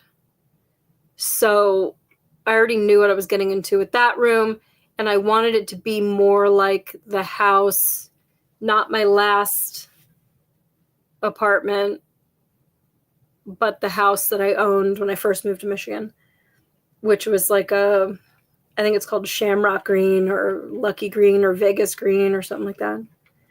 And the guy at the carpet store, because I went in to go get green carpet, I'm like, hi, do you have like a kid section or like maybe like a mentally ill section? Because we're not doing beige. This is how I meet people, Rod. This is why I have no friends. And they're like, what is it you're looking for? I'm like, green. I want green carpet. Green, not sage. Fucking green. Kids carpet. So anyway, they had this great green. I'm like, that'll do. I had to go a little bit shade different on the green that I had picked, because the green that I picked now looked yellowy compared to the more teal green of the carpet that I got. And then I told him like, oh yeah, so I'm going to get this shamrock green to do the walls. And he's like, is that where you get lucky? I was like, ew. I said, I scratched my lottery tickets in the car, sir.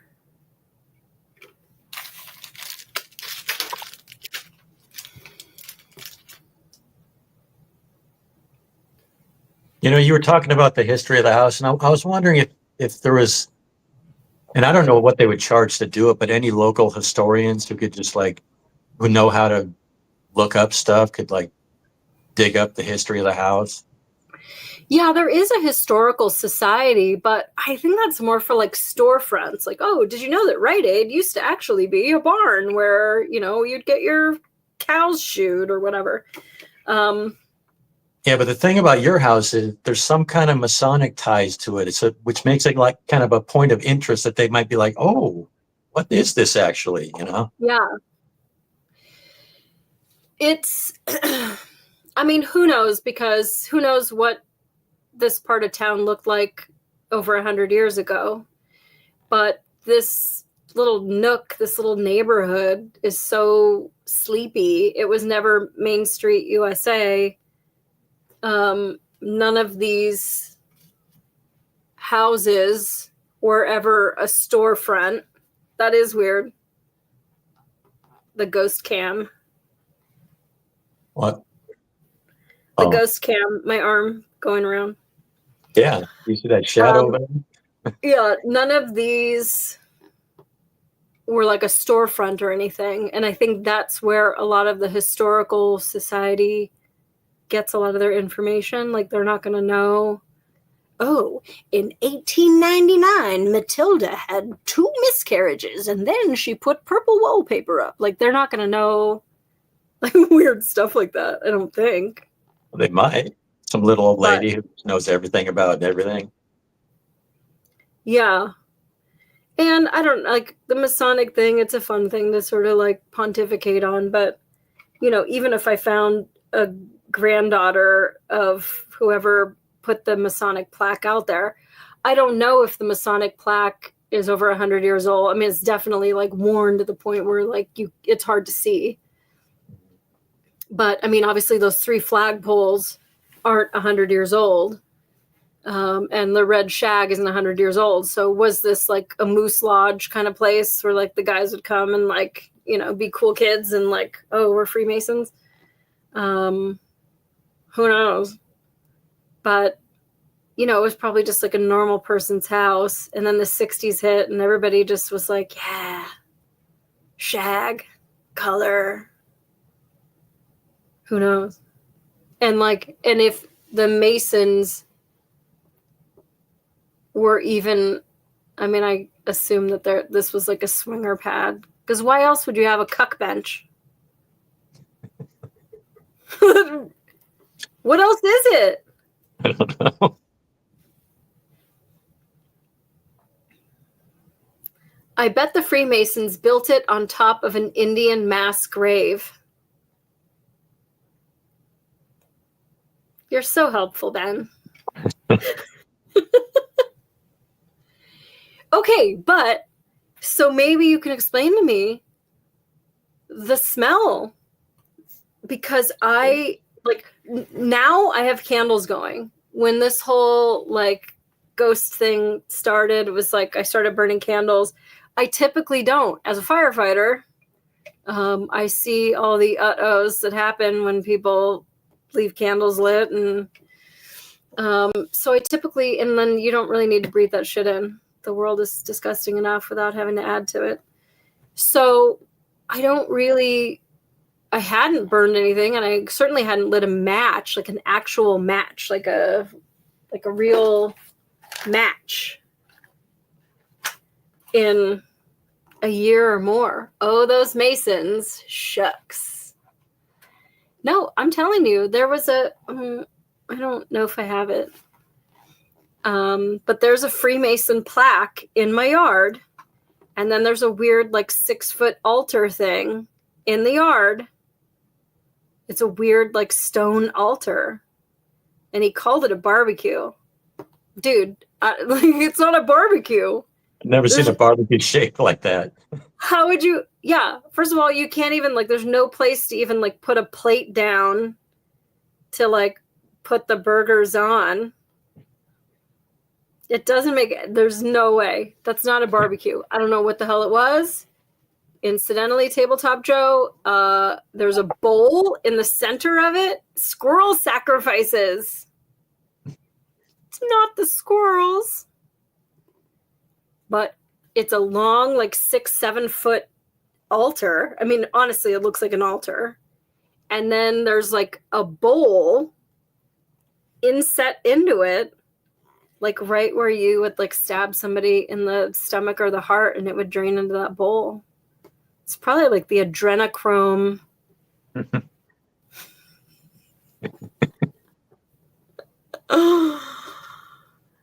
That bowl is too big for squirrel sacrifices, so you're just gonna have to go back to the drawing board on that one. And who knows? Like, I'm not gonna tear it down. I don't have the cash for it, but if I did, like, it's still kind of cool and funky. But it's not a barbecue. Whatever the hell it is, it's not a barbecue. There's no grill. And if you have that whole bowl and you put the grill over it and you don't have any airflow going into it at all because it's all rock and it's all solid, you're not getting any air to your coals. Ritual bloodletting. That's wild. It is. Let me see if I can find it. This is where my brain power. I need glasses for this one, Rod. Okay, so if I add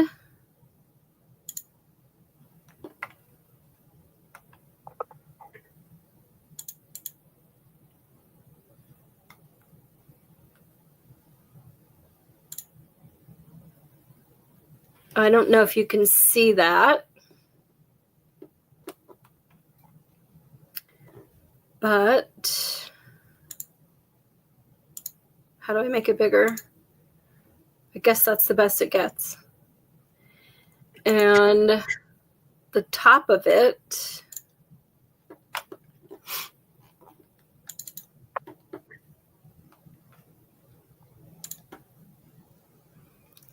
like, why would you have these big fat rocks? These are embedded into the concrete. Oh, you can't see where my pointer is, but that one on the left isn't. That one fell out from that void because the whole thing is sort of caving in on itself. But that bowl has no air, and there's no airflow into that bowl. So let's say you had some weird tripod thing that you hung with a cauldron over it. You're not even going to hang a tripod over that because it would be uneven because you have these fucking stupid rocks in the way. It's not flat. That whole thing is sort of convex. And I found that toad is like a foot large. And I found that and somewhere in the house. And I was like, okay, you're going to go outside and have a great life. And then let me show... Why would you make a barbecue that's like 6 feet long, the length of a person to lay on? It's narrow, skinny, and long. How does that make it? It makes no sense. It doesn't make any sense, and it doesn't. Like I said, you can't even put like a paper plate down. I mean, I guess you could, but like, there's no flat surface. Right. There's no like meal prep area. I could tell, like, if it was flat and you didn't put those like bullshit rocks into it, like, oh yeah, well, at least I can put a little cutting board down and do, like, you can't. So it's very inefficient. All right, so here is the Masonic plaque, and this is just in front of the altar. So if you see here, can I get us out of the way? Let me just take the ghost cam off for a second. So you see right in the bottom center of your screen, that G with the compass, that Masonic plaque, that pole there is one of the 3 flag poles from the yard. And that is the altar. And it's about 6-7 feet. You can see the little frog sticking out.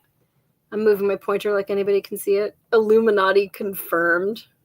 Thanks, Christopher. And it's just a weird stone altar thing with the G facing it. Now, I learned a little bit about the Freemasons, and they're very into East, but the G is pointed at this altar, which would be south. So I don't know if that has anything to do with anything. Ghosts. Yes. And then do I have another picture? Oh, and then I shared this one wrong thing. I shared this one the other day too. Which is a massive compass and level at a local park. I mean, you see my bicycle for scale. That thing's freaking huge. Like easily 12 feet. And I asked the guy at the park, like, what's up with this? And he said, oh, they donated the money to build that area behind with all the flowers. And east is the rising sun. Yeah, but see, okay, so in this park, let me think about it. It is facing east. Those flowers are east of the compass. Yes. But that's just a layout. But then in my yard, that's south. Yeah. G equals 33. Yeah, and there's 3 flagpoles. I didn't show the whole yard. I didn't want to dox myself. But anyway, it's for sure Masonic. So who knows? I don't know. It's very odd. So when you smelled that match, where were you? Were you down in here? okay, so the house is 5 stories. It's like split levels. So it's like there's a roller coaster of stairs that just keep turning and keep turning. And so I was going from the 4th floor to the 3rd floor to pee at like 3 a.m. And so I was only gone like 2 minutes. I haven't burned any incense. I haven't lit a candle in this house. I haven't had time for it. I've been peeling wallpaper and unpacking boxes and like doing a lot of shit. I haven't had any time to take a little bubble bath or have a little like, whatever. So there weren't any matches out or anything like that. Woke up to pee, as you do, went down, came back up 2-3 minutes, like quick. And now when I walk into my bedroom, it is the unmistakable smell, that really good smell of the match, not a sulfur, like rotten egg sewage smell. It was that like really good sizzly scent of the match. Yeah. And it was strong. And I was really worried. One, as a firefighter, like fires start in the middle of the night. Fires start within walls. We call it mice with matches because mice will like nibble on wires within the wall. You get just a bare connection that starts to arc, heat up, or things that aren't plugged in enough or things that are overcharged. Even like marine batteries being charged give off gases that can set off your carbon monoxide alarm just from your battery charging.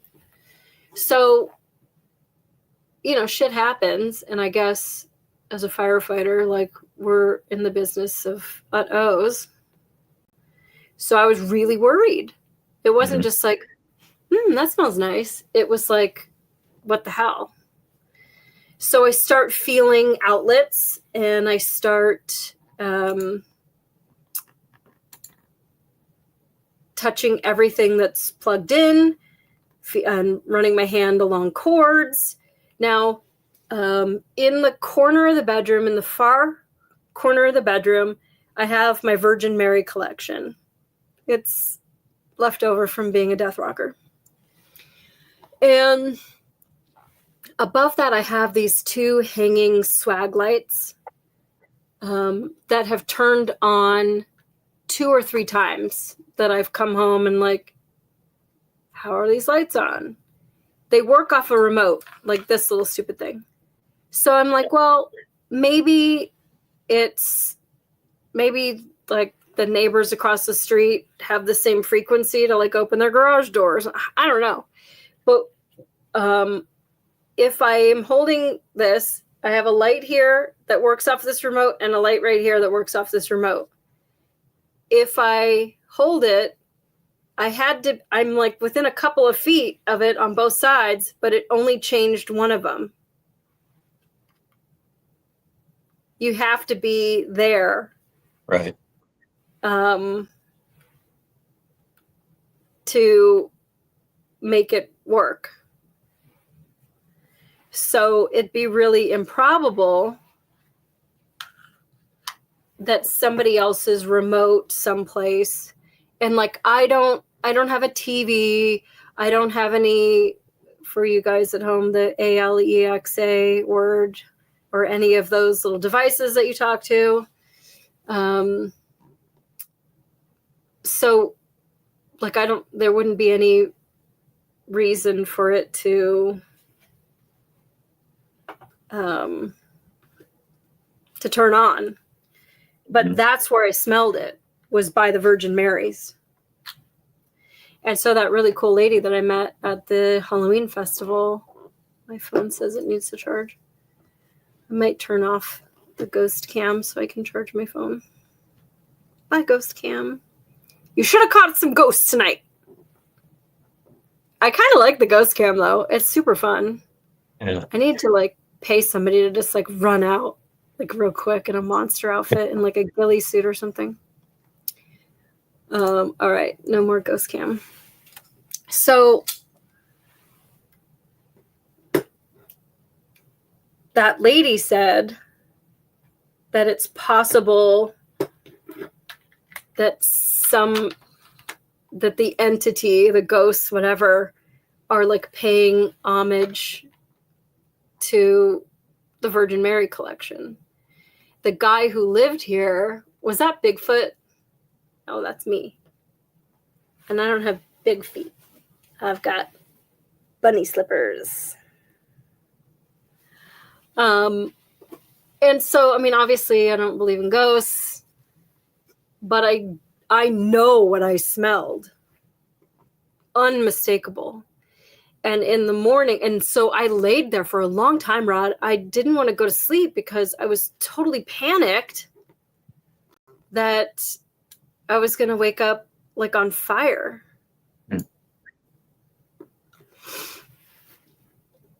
But eventually, like after an hour or something, I did fall back asleep, and I woke up in the morning and like the scent wasn't entirely gone, because then I went pee again at like 6 a.m. You know, when I get up, went back up there and it was faint. But then that was even more solidifying. Like, yeah, I did smell something.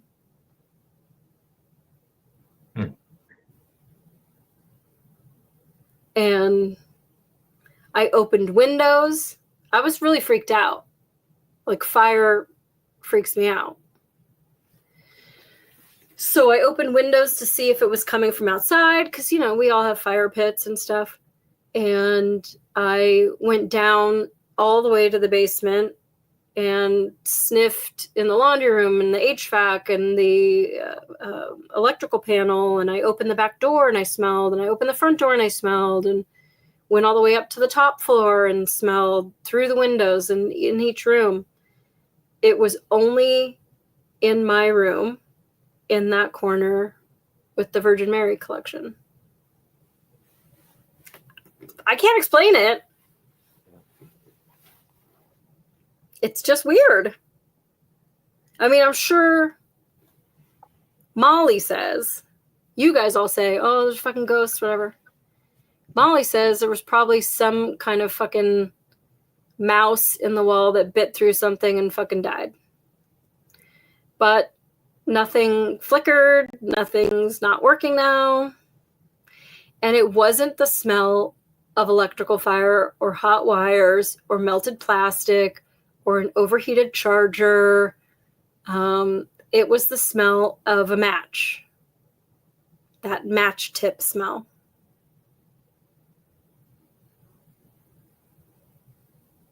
I don't know. I mean, I can't tell you what it was. I can just tell you what happened and what I experienced. So, anyway, I guess we're not going to have any more ghosts tonight. What would you do? About what? Like the house. Would you like burn sage or just like it's not really doing anything? So, No, I mean, like at that house where I lived, there was a lot of stuff happening, but I never felt like there was anything bad there. It was just like there were things there. I couldn't explain anything that was happening. It was weird and it was freaky, but no, I never thought to try and drive them out or anything. It was just like we're both living here in this house and I was fine with even it. with the one that sat on your roommate's chest, that freaks me out. That was right towards the end when I was getting ready to move out. That was like the last month or so, and that was scary when she told me that. And that was the only time that any of us ever felt any kind of negativity in the house. And I don't know why it happened. So yeah, that was weird. But yeah, like I said, that was towards the end, right when I was getting ready to leave. So I was like, I don't really want to be here anymore now. Yeah. Fucking out. Dude, I don't even know. That would defy like everything I believe in this world. Yeah. That would really fuck me up. We were thinking if there was like some kind of a portal in the house, and that's why things were going into my room, like going in and coming out, like they were coming and going through there. I don't know. Yeah, it's weird that there's like spots. Like you're never just walking into the bathroom and there's a shadow figure on the toilet. You know, like they're always like in these certain locations.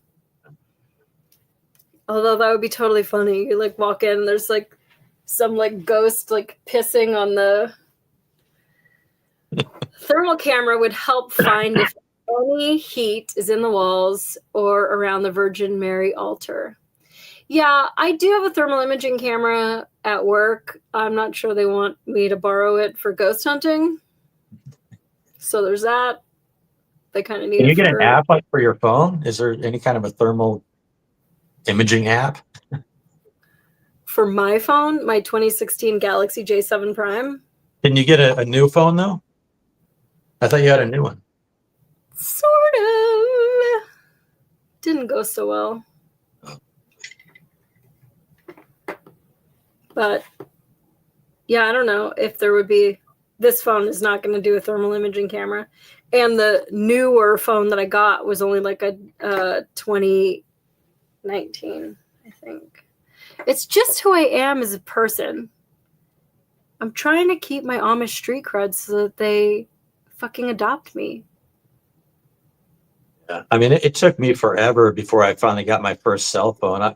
My friends gave me so much crap for it, telling me, I'm living in the Stone Age and get a phone, blah, blah, blah. I never wanted one.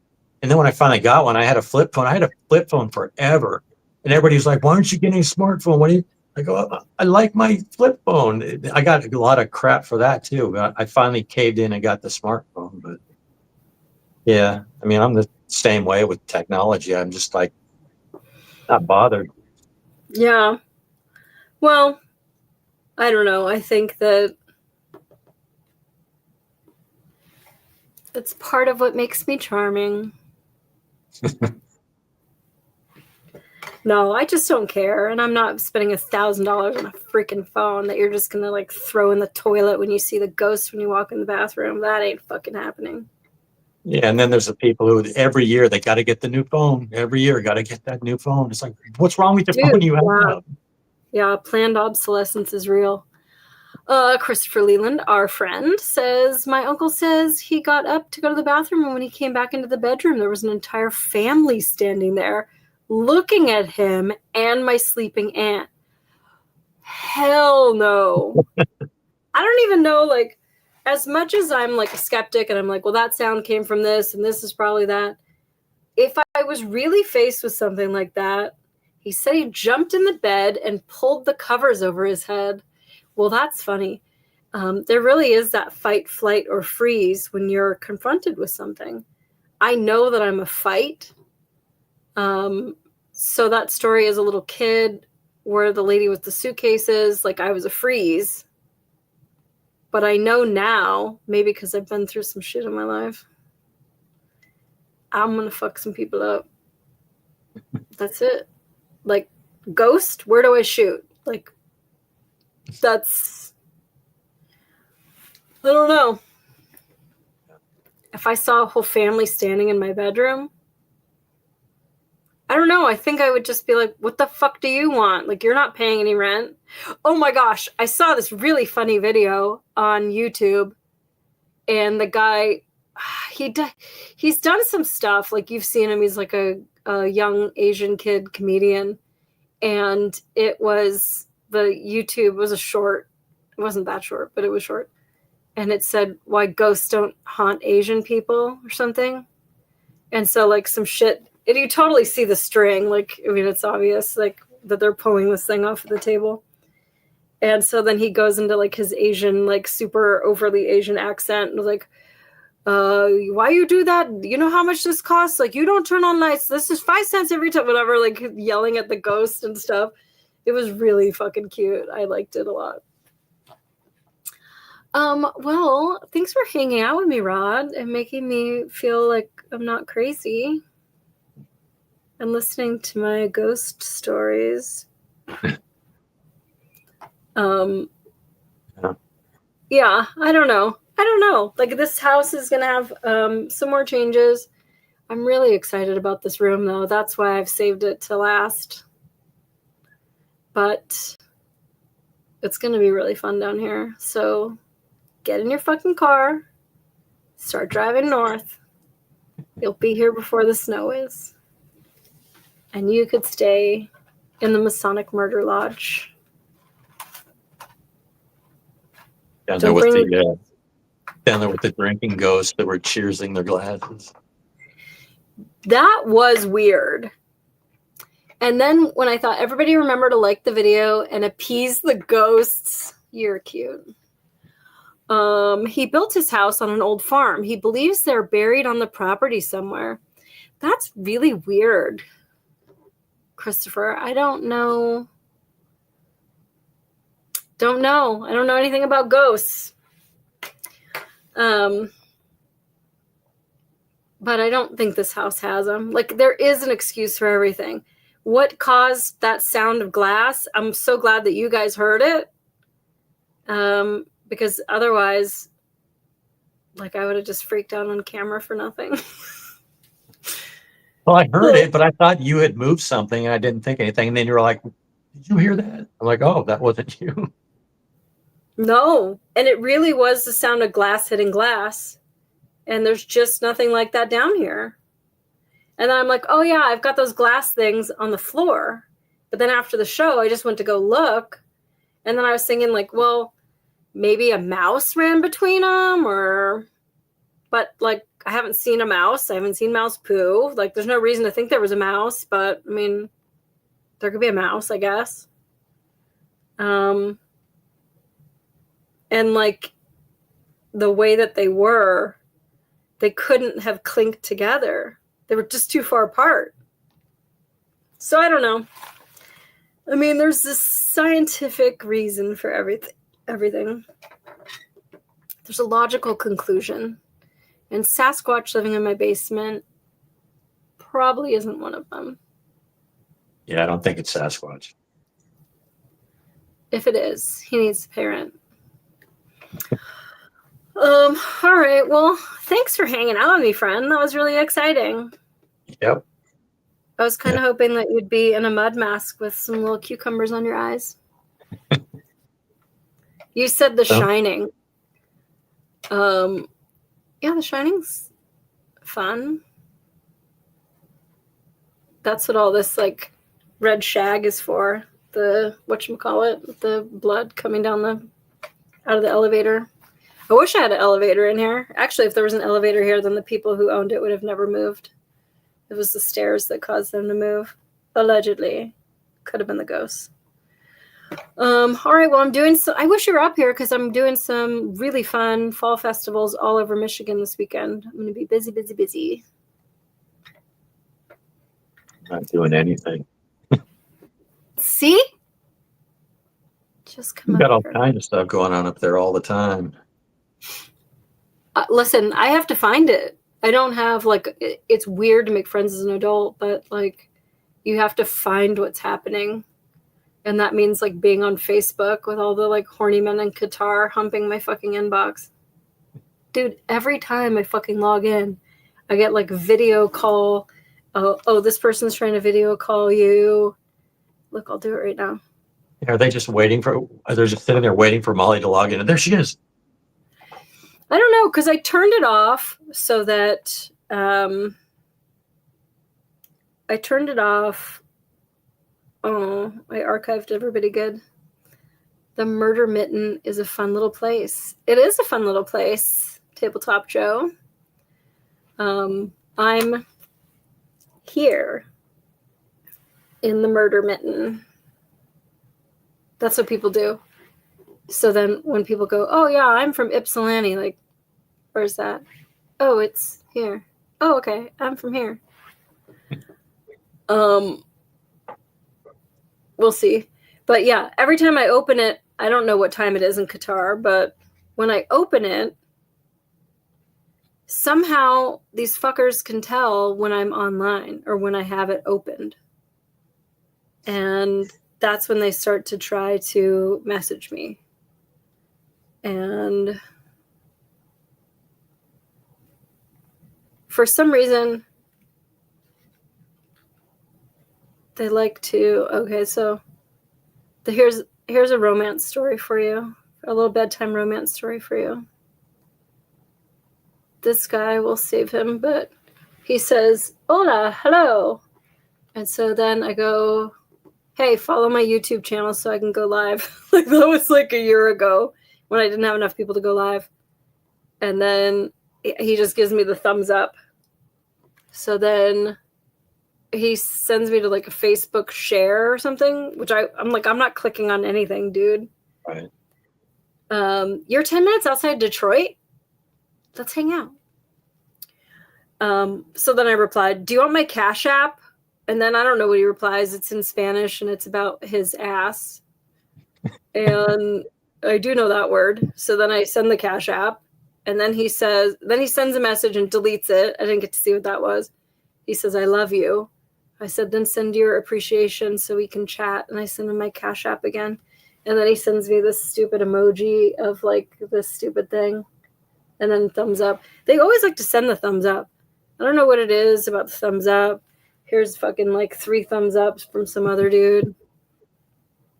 I don't know why they send the thumbs up. I want to be with you and get married. You don't even know if I'm a human being. Like my Facebook has nothing on it at all. And then more thumbs ups and roses and shit. Like they just keep coming in. Like you just have to like throw the phone in the toilet. And that'll keep going. Those will keep going until you close out of the program. And I've gone through all the settings to like not tell anybody where I am or when I'm on. Doesn't matter. Somehow they know. So anyway, all right. Well, we've fucked around long enough. Thanks everybody. And I am Molly Sleuth. You can send me emails if you want to come on the show, talk about things. I like to talk about things. MollySleuth@gmail. My Cash App, if you're a horny man in Qatar and you would like to have a video chat with me where I read you the back of a cereal box, this is Molly Sleuth. Or if you would like to pay for my yellow couch, maybe you could sleep on it. No, you can't. Unless you're Rod and you drive over here, you're probably not a murderer. We haven't met in real life, but you're probably not a murderer. Yeah, I don't think I am. Still armed.